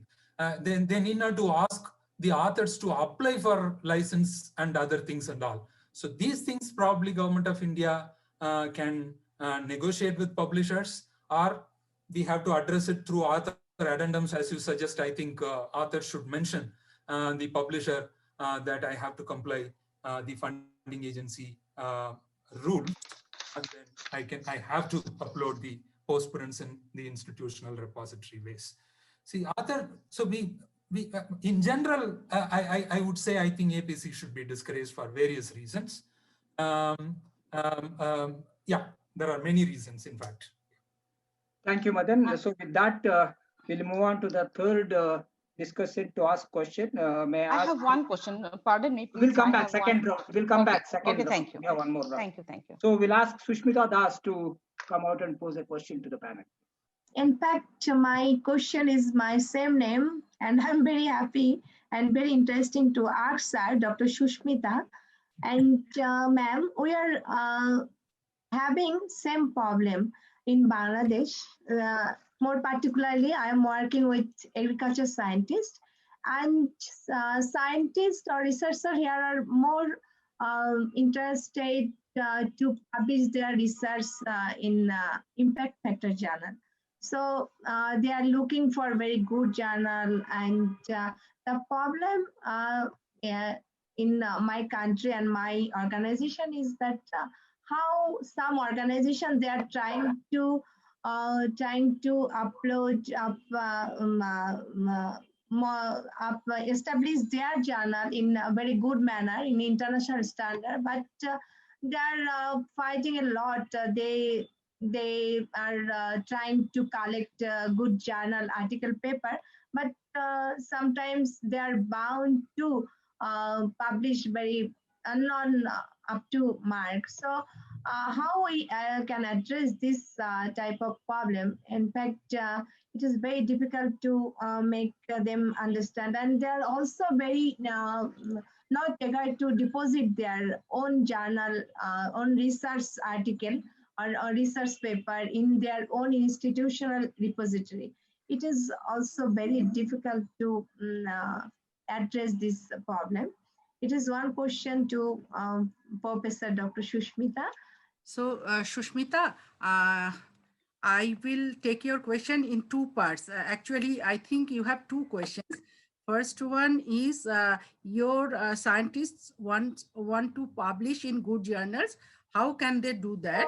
So I think first thing is you can think about having technical writing workshops with with famous information scientists like Professor B.K. Sen or some such people who are really renowned for their teaching technical writing. Okay, so technical writing workshop will train them how to write better research papers. And second point is, for this pandemic, COVID-19 pandemic scenario, many of the scholarly publishing houses, academic and scholarly publishing houses have opened their resources to the global users. Search for those Emerald and others. So search for those resources and use them for your scientist clientele. Okay, that is one. And the next thing was, second question was, they are not apt to submitting their papers into your in-house institutional repository. As I was saying, that there was a study which showed that inclination towards depositing into IRs are very less in developing countries. And I think one of the reasons is most part of the thing may not be original. They are afraid of being exposed their some of the portions which they are not very proud of. Maybe there are other issues of ignorance of the IR and other. So you must have must do continuous awareness building programs.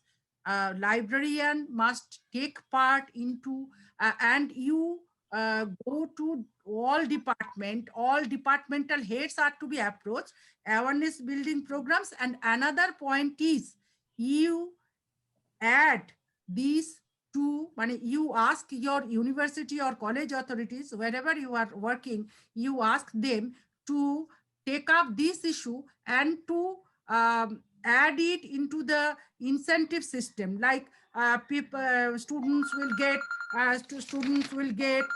10 or 10 marks or they will be deducted marks in exams if they do not submit. Researchers must submit, like ours has been instituted right now.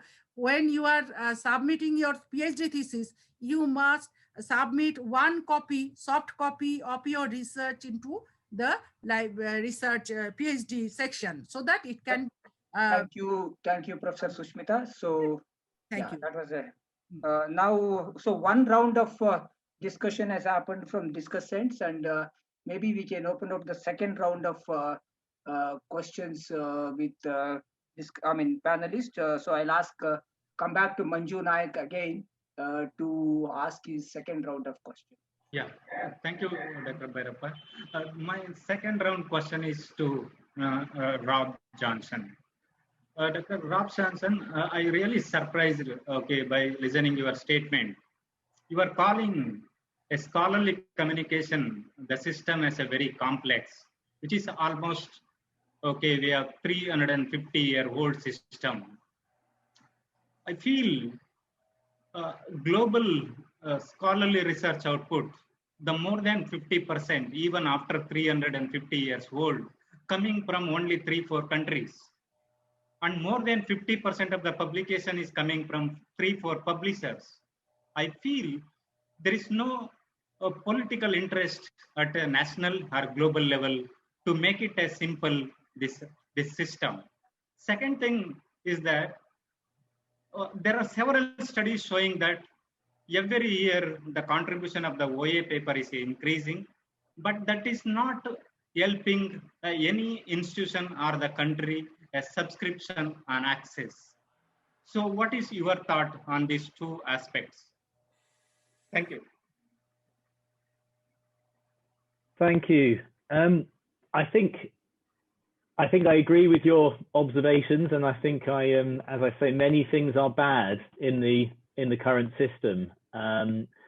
I think one of the observations I'd make on your first point about a small number of countries and a small number of publishers dominating scholarly communication is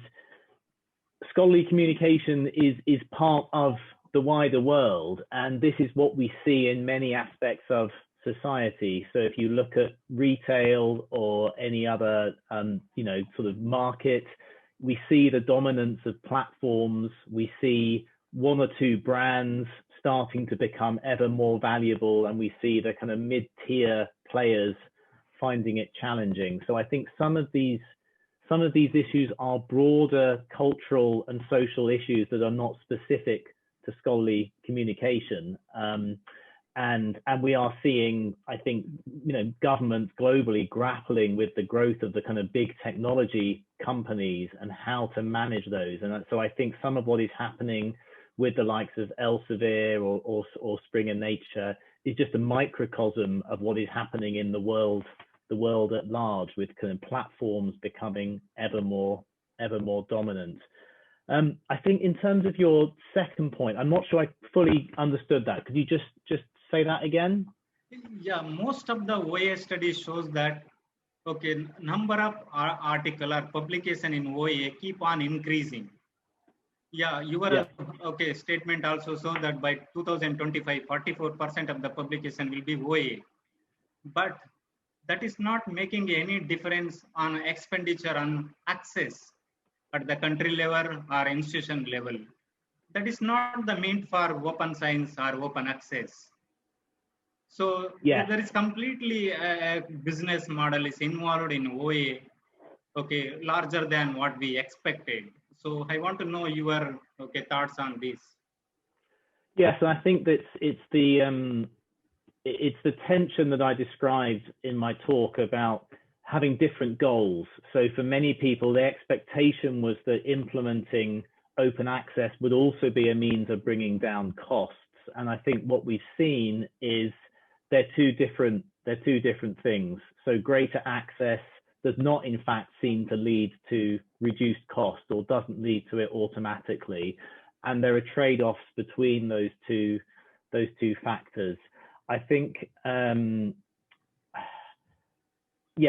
think again, it's partly about what we're seeing in the world more generally, with some of these big companies wielding ever more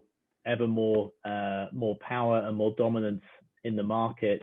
And I think we need to try to use those interventions around policy, around culture change, and around infrastructure, and recognize where these things are just becoming damaging to the system. But yeah, open access does not reduce cost. I think that's that's what the data and the evidence has told us over recent years. It might increase access, but what you tend to find is when you solve one problem, you just discover a number of other problems. So even in the sense of we've increased access, what we will find consistently is actually not as many people are using that as we had hoped. So the idea that making content available beyond the scientific community or beyond the Western world will lead to greater uptake of technology and better educated populations and so on.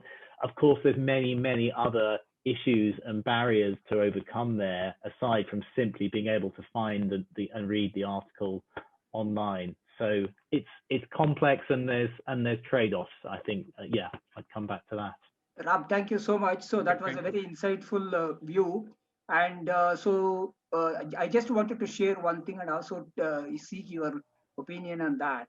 If you look at OA average in the world, it's about 28% now. So as on today, but as you said, maybe by 2025 it may go up to 44.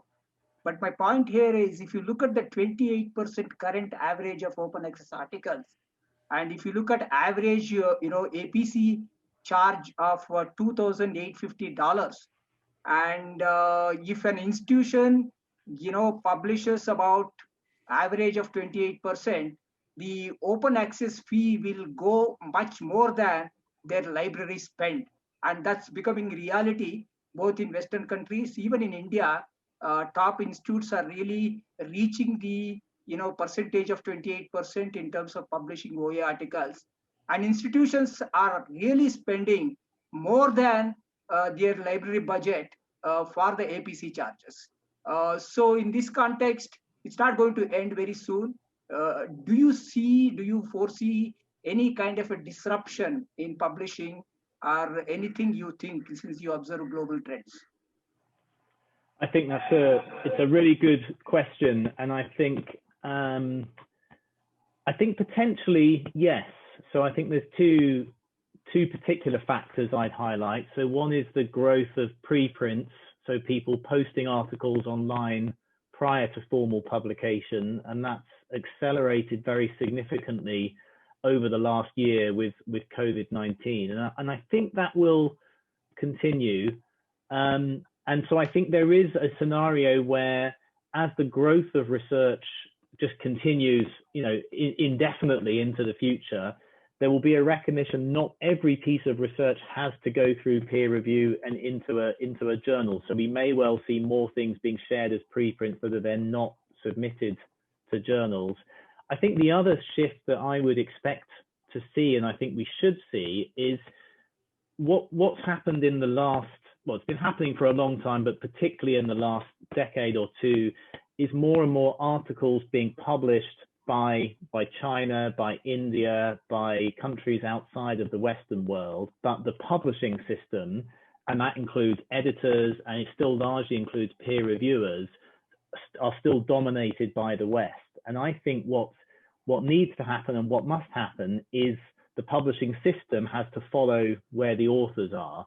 And of course, in some cases, that means that the publishing takes place in lower cost parts of the world. Now, we see this already to some extent in terms of some of the production processes being outsourced from Western publishers to India and other countries. But I think that is a trend that must continue, because it is just not possible for so many authors and institutions to pay the sort of costs per paper that are being charged in the West. So for me, that is the only solution, that publishing has to become more reflective of where the submissions and articles are coming from.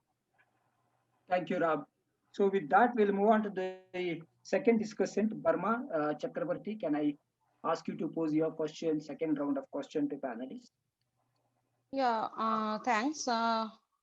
Actually, I have one question or one discussion on the issues like there is the rule of few sites like Sci-Hub, which is now playing a good role in case in platform, open access platform. So we may call as guerrilla open access, but still. So Sci-Hub often appears to be the only place where those in the developing world can access international research paper. So what is the question?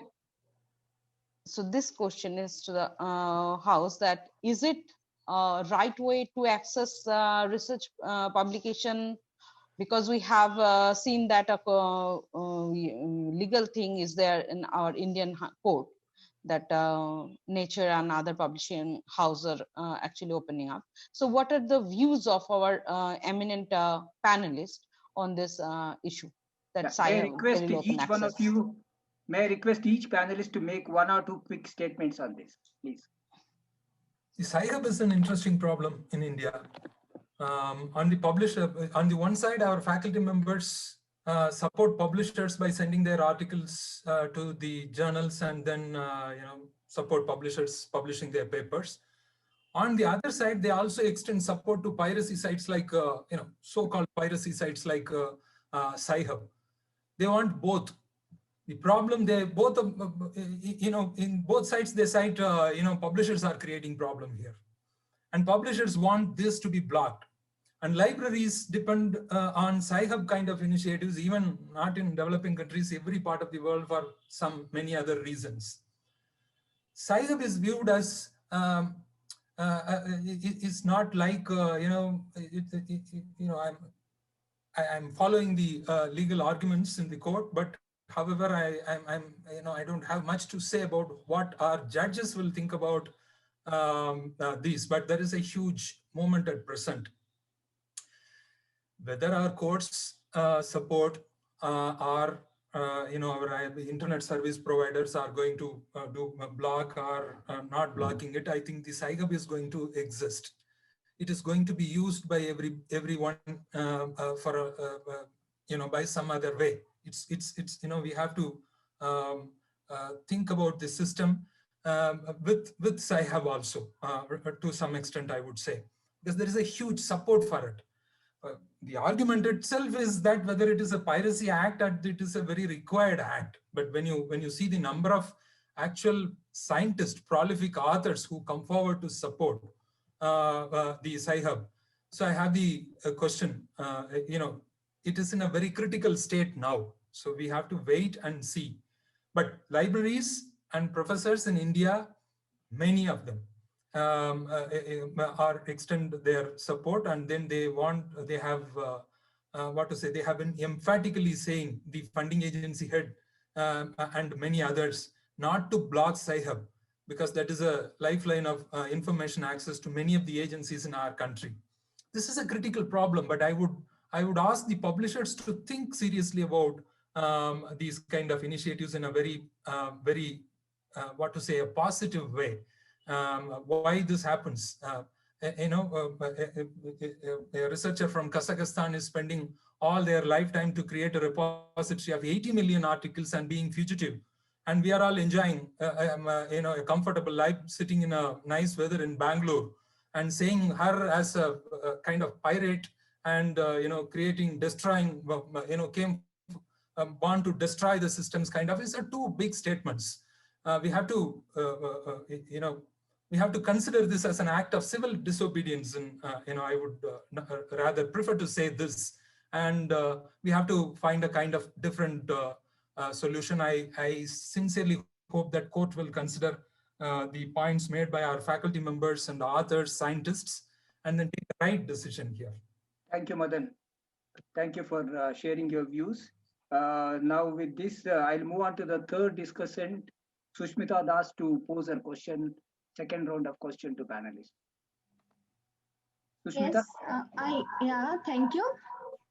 And my question is to Rob Johnson or another Iryna, Kuchma.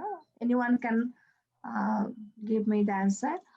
And we know so many open science practices center on problems with null hypothesis significance testing, and how we align these current NHSC techniques with open science practices. And another question, we are facing some questionable research practices, and how effective are open science practices in reducing or eliminating this engagement in questionable research practices? Who wants to take that question? Professor Sushmita? I'm happy. Rob? Okay. Please. Happy to start on the, yes, null hypothesis, and this is p-hacking and this kind of, yes. I mean, again, enormously challenging issues that I think are sort of endemic to the current situation of scholarly communication. This is something that I would tend to look at through that lens of context. So what is the context of this, and what is the cost benefit of trying to tackle it? And I think what we see is, particularly in sort of clinical trials and clinical medicine, they've kind of gone the furthest in trying to resolve some of this through sharing trial protocols and registering reports before a trial is undertaken. So effectively to declare the research questions, to declare the methodology and the protocol, potentially to have a peer review process for the approach to the research that can inform the study. And that then obviously when the results come out, you've got a prior reference point in the public domain, and it's possible to see whether the approach is being changed to suit the data.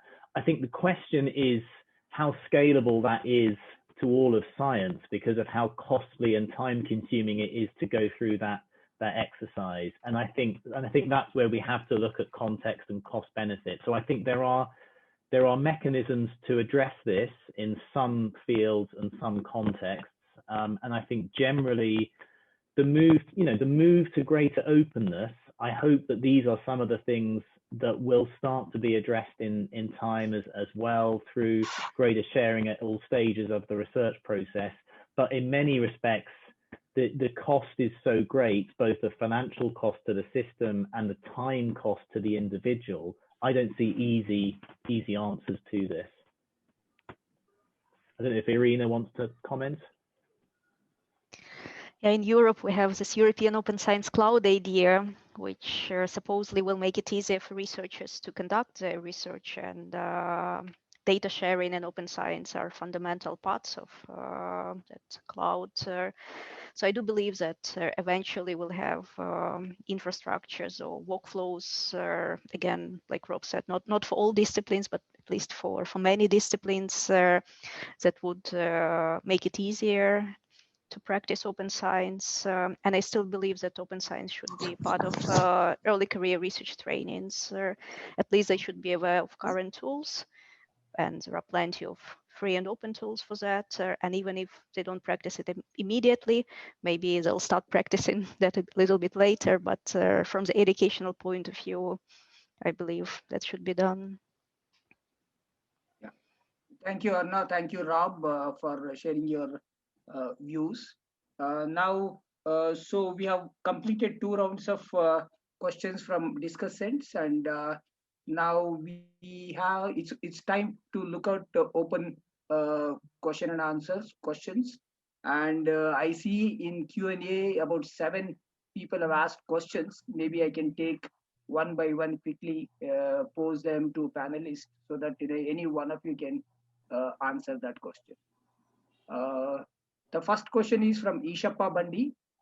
His question is, can higher education institutions in the world can become publisher of their own research works and make them available for all as OA resources? Can we come out from the current publisher-centric environment by doing this?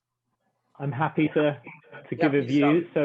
So I think the answer to the first question is yes, absolutely. The technology exists. There's open source software. It's happening, but I think, can we come out from the current publisher-centric environment is a much more difficult question. So the idea of diamond open access is one that's very popular in some parts of the world. So that's journals which are funded by an institution or a funder. There's charges neither on the read or the publish side. It has a lot of potential, but whenever I look at the data, we just don't see diamond open access growing as rapidly, because the problem is scale. Because as soon as it becomes successful, there's more articles, there's more cost, and the revenues or the funding doesn't necessarily scale with that. And I think the other challenge is the discoverability and aggregation challenge. So yes, higher education institutions can each publish their own work, but how do they disseminate that and communicate it to the research community when, as I've said, people want platforms, people want one place, and increasingly it feels like that's ResearchGate or it's Sci-Hub, maybe it's Science Direct. They want one or a few places that they go to find their content. So maybe it's Google Scholar, so maybe it's the indexing can tackle that.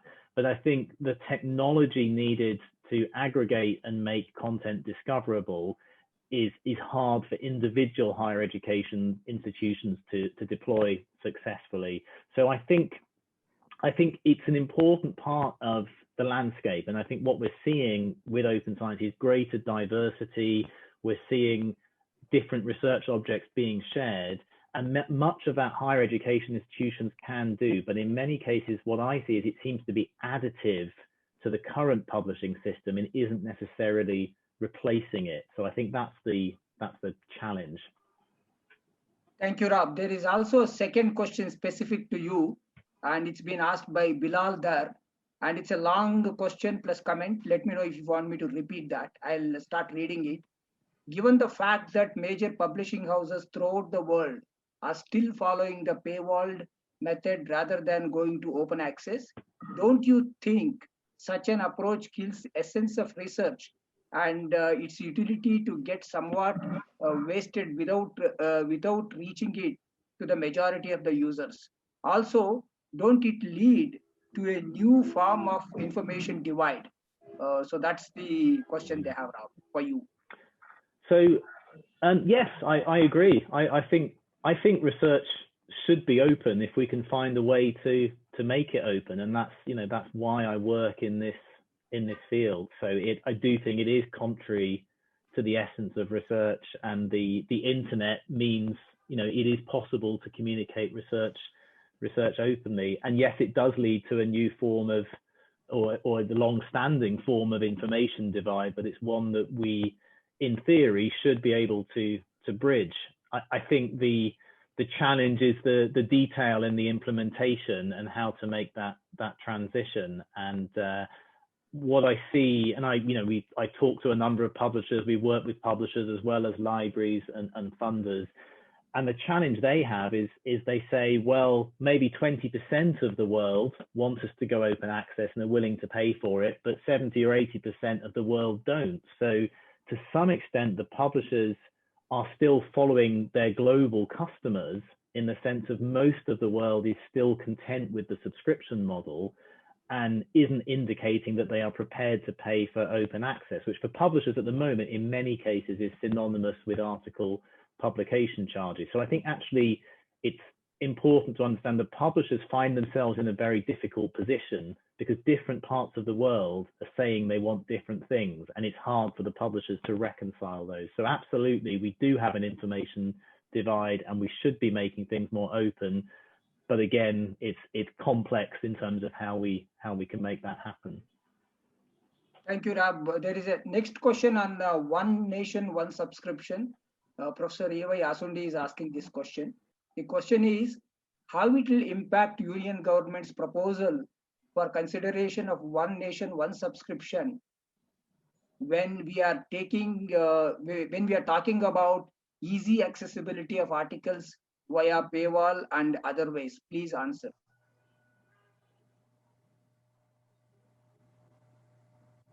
Madhan, would you like to take it? The question, can you? Yeah. So, how it will impact union government proposal or consideration of One Nation, One Subscription when we are really, accessing articles via paywalls? I think it is about the evaluation and subscription link that he is asking. The question is about when we are evaluating our authors through the journals that they publish, and on the other side that we are trying to get One Nation, One Subscription. How would it happen? I take this question in this way. See, these two things are not a problem. See, the One Nation, One Subscription wants to expand access to the literature published in certain journals, a certain number of journals.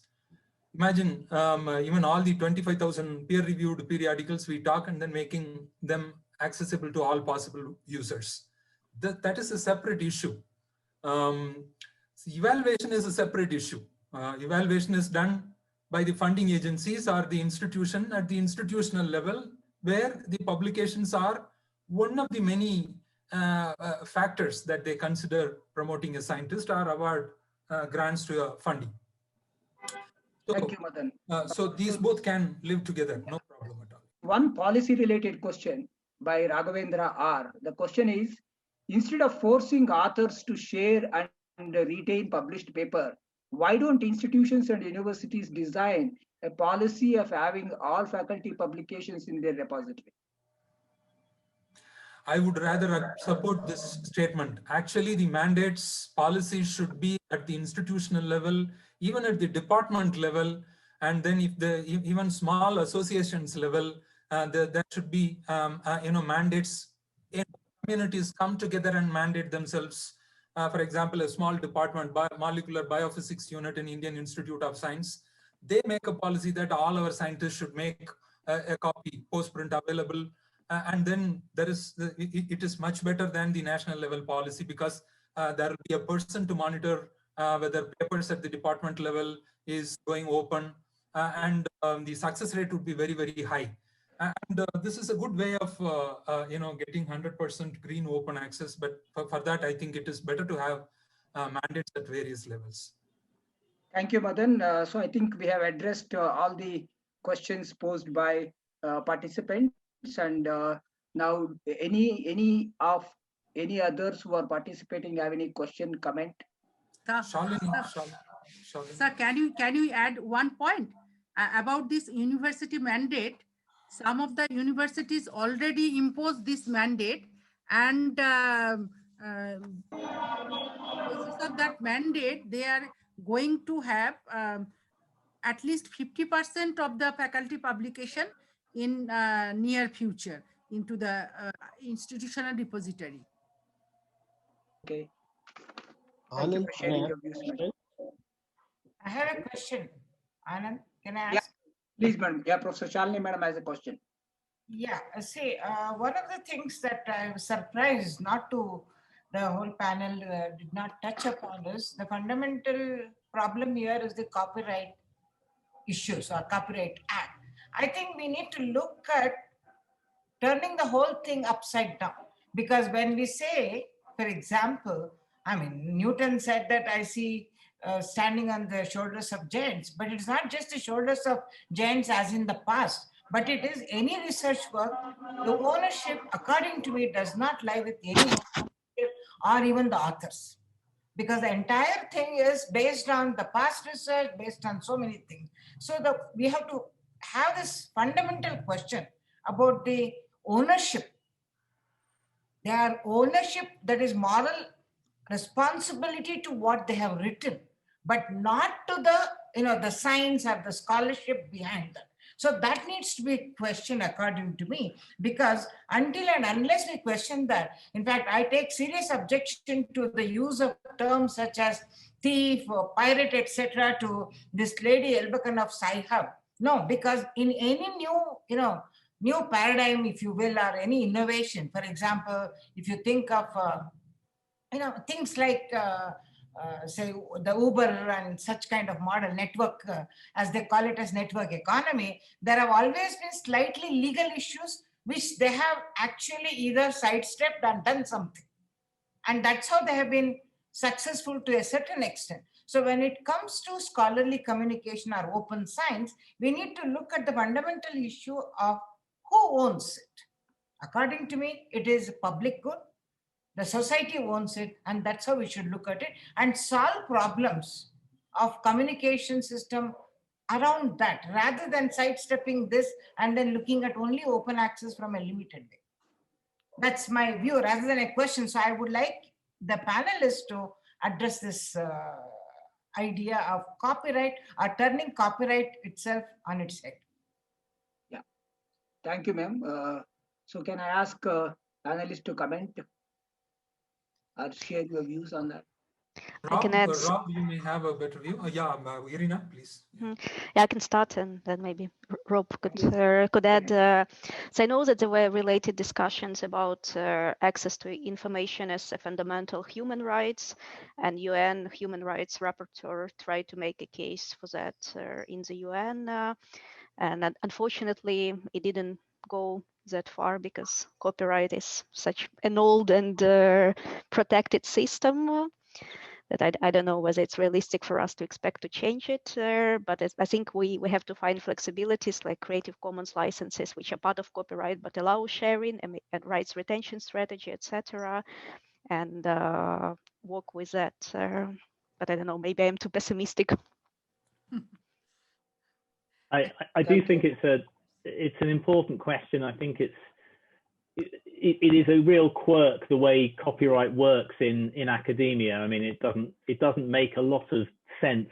I think what's helpful to understand, or what I found helpful to understand, is for many authors, and it does depend on the discipline, it depends on the context, but for many authors, they don't place that much value in the copyright, or they're happy to exchange copyright for the prestige of publication in a journal, because that is the benefit. So we have this odd hybrid system of copyright in the same way as it works in trade publishing or something like that, but being applied in this different context of academia.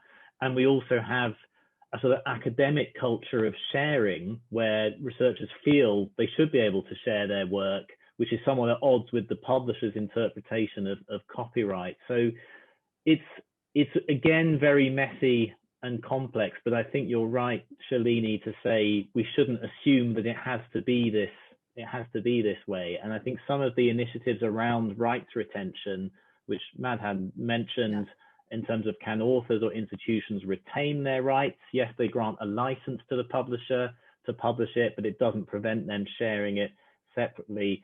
There's, I think, some quite significant discussions and initiatives happening again with Coalition S, pushing what is a rights retention strategy. And this, publishers are very concerned about this, which tells you something that, you know, that is actually seen as potentially disruptive. So I don't know what the answer is, but I think you're absolutely right to raise copyright as a central issue.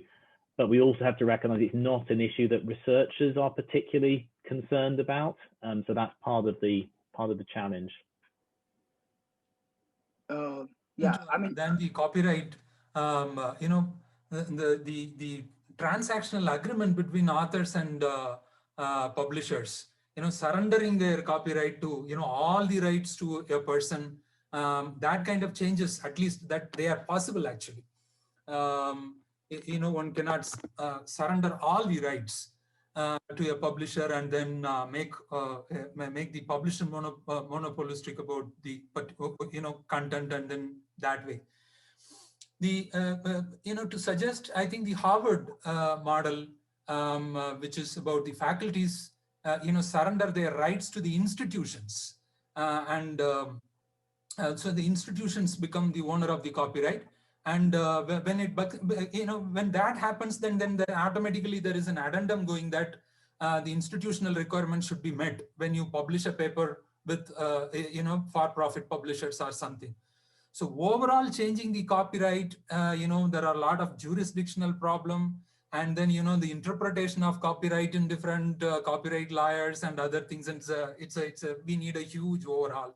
I think the low-hanging fruits, I think we have to harvest it. I think whatever way we will be able to achieve quickly. Yeah.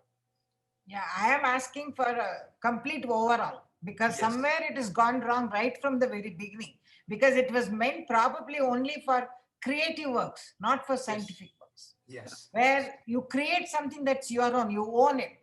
Correct. Whereas when I write a paper, I don't own the content or the ideas there. So in the copyright, it says ideas cannot be copyrighted, right? Data cannot be copyrighted. So if you look at these two, ideas cannot be copyrighted, data cannot be copyrighted. What is a scientific paper there? Those two are there primarily. So that's why I said, no, turning it on its head. Yeah, you know. You need to unmute yourself. Yeah. So, I mean, copyright is not for the idea. Copyright is for the expression of the idea, right? I know. That's why I'm saying it. Now, what I'm telling is the way the author has expressed this idea, he is entitled to copyright. And now, if you are removing the copyright, if you transfer the ownership to the institutions, authors may feel let down from the point of view of their academic freedom. That may be a major conflict. Anyway, I don't want to take that into debate. May I add one point? Yeah, I have a question. One or two sentences, please. Okay. Yeah. Let's allow Satya to ask question, then we'll come back to him. Satya, please go ahead, pose your question. Yeah, I know. I have a question to Madhan on the local issue, and I have a question to Rob on a global issue.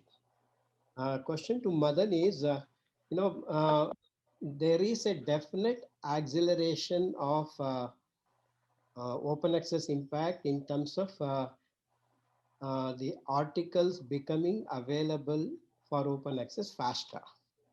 Now, Anand mentioned 28% is available. That is true.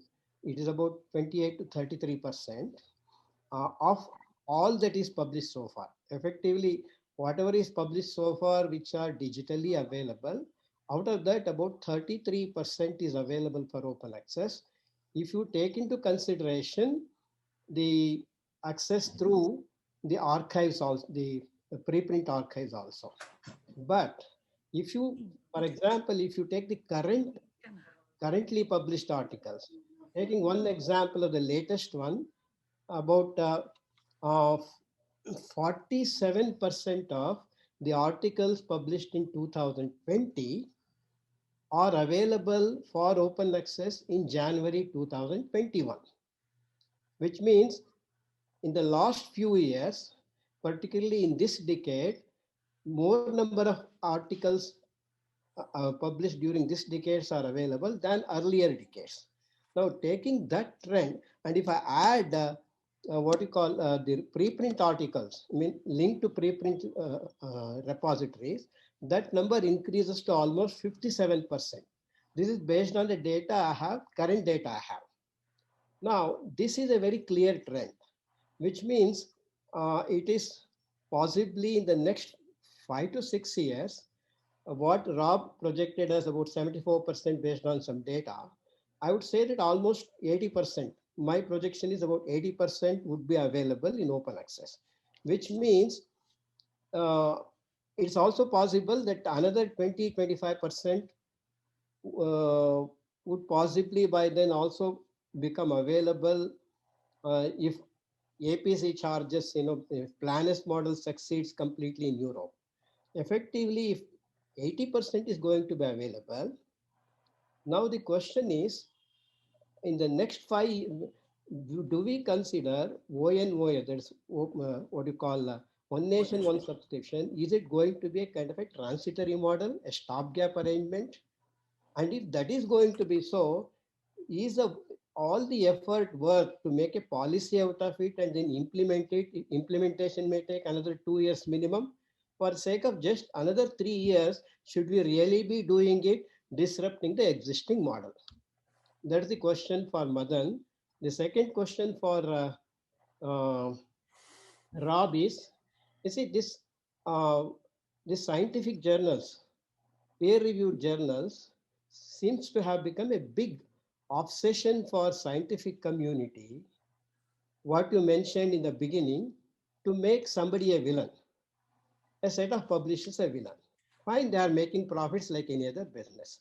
So if you look at the entire spend of about $10 billion for scientific journal publishing, which the libraries across the world are buying these journals, $10 billion. Out of $10 billion, maybe about $7 to $8 billion by academic institution libraries, the rest about $2 billion by corporate sector.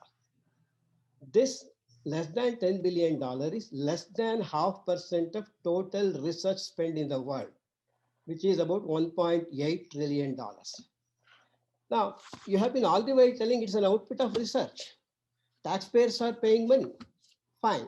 But this 0.5% of research economy, should it become an obsession to target publishers as villains? And of course, it is certainly true that they are making too much of a profit. That is only for a dozen publishers or 2 dozen publishers, including not-for-profit publishers.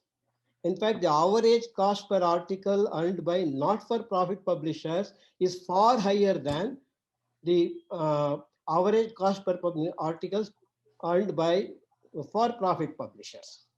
So both for-profit and non-profits are in the game of making money in whichever way they are making. But if you look at the tail end, particularly, there are more than 10,000 publishers. Even if you take the best of the journals, they still come from about 2,000 to 3,000 publishers. Now, why are you not looking at them at all? They're also contributing publishing, and none of those guys are making any worthwhile profits at all. Just targeting 5 to 10 publishers, should you marginalize the entire publishing industry, taking the name of somebody making profits, that too for less than 0.5% of the research economy? Yeah, this is my question. Rob, would you like to answer first? Then I'll come back second for that. It's a local issue. No, I think you've made the case very well there, really, in terms of putting things in that broader context. And I agree. I think we have to not get too concerned about what is a relatively small part of the whole research economy. But I think I think the access issue is an important one, and I think you know, the aim of the other 99.5% is to create knowledge that can be shared and reused. And if that 0.5% is inhibiting that, that devalues the rest. So I think it matters, but I think you're absolutely right to identify you know, the very long tail of publishers, the mix of profit and not-for-profit publishers. I think one point I would make is what we want to try to avoid, I think, in the interests of the research community, is ending up with sort of one platform or one company that controls dissemination of research. So I think maintaining some diversity needs to be a goal, and I think the repository system and other mechanisms outside of the commercial publishers are very important, because one of the things they do is to show there are other ways to do this without necessarily working through the traditional commercial publishers. And it may be that they never become the dominant mechanisms, but having the existence of alternatives, it sort of helps to keep the publishers honest, to have the threat that there are alternatives. They aren't the only game in town. And I think the bigger picture, it's a bit like the growth of Amazon and so on. You know, Amazon's very convenient. It makes things very easy. But if Amazon destroys all of the local shops and the economies and becomes the only place you can go to buy things, that isn't actually a good outcome for society. So I think we want to make sure we don't end up with an Amazon of scholarly publishing. And you can argue Elsevier is already there to some extent. I don't think it's quite that bad yet. But I think we do need some diversity. But otherwise, I agree with everything you said there. I think you put things in context very well. Thank you. Yeah. Yes, you're right, Satya. I think the idea of one nation, one subscription has not considered many things. Even years before, I think this 2833 is a very conservative estimate. If you consider papers that are available on individual websites and many other things, even years ago, more than 50% of the papers produced were available online. Take the case of UK and Netherlands. They are close to 60% of their papers in all in a particular year are available some form of open, which includes the delayed open access also, because you mentioned the dates. Within 6 months, all the PNAS papers come to PubMed Central, and Journal of Biological Chemistry sends all the papers to Central. So if you include this embargo also, within 1 year span of time, I think more than 60% of the papers are available online for everyone to read in individual countries. This proportion is low in our country, that we have to increase it.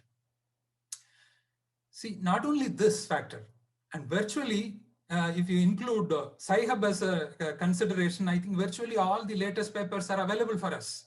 Any intelligent user of the internet can have access to any papers published in the world, if he or she is not minding about using Sci-Hub that way.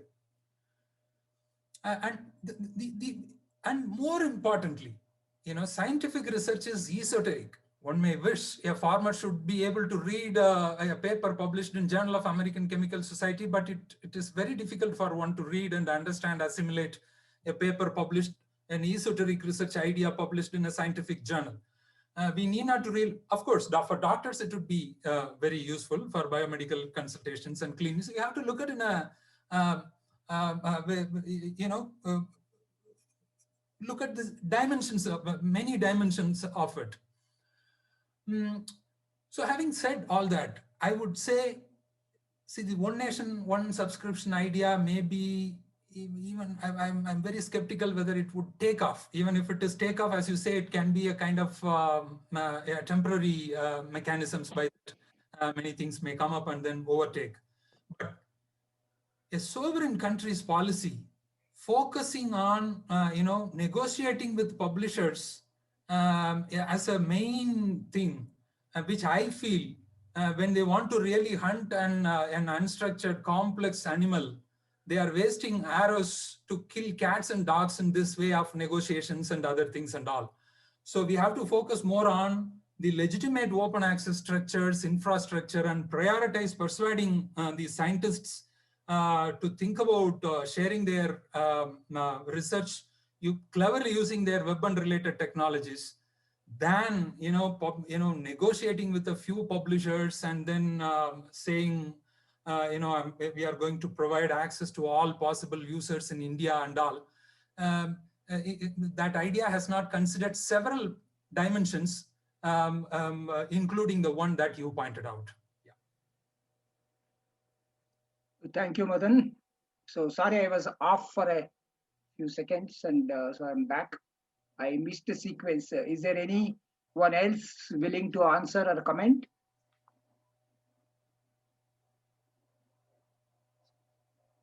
So if there are no questions, no comments, so I would like to take this opportunity to thank Rob, all our panelists, and also discussants and participants for making this session so interactive and so learning kind of a thing.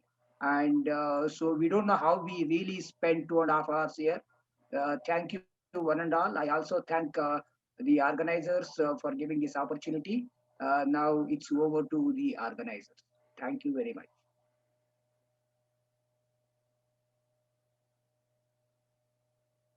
I think we just closed the session. We have crossed the timeline, 5:30. So I again thank every one of you for your participation.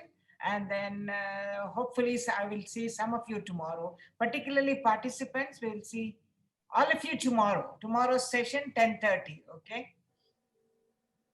And the panelists also, if you can join us, it would be great. So thank each one of you, Rob, Iryna, Madhan, and Sushmita, the two Sushmita, everybody. Thank you so much for participating in this and making it a nice content for all the participants to enjoy. Thank you.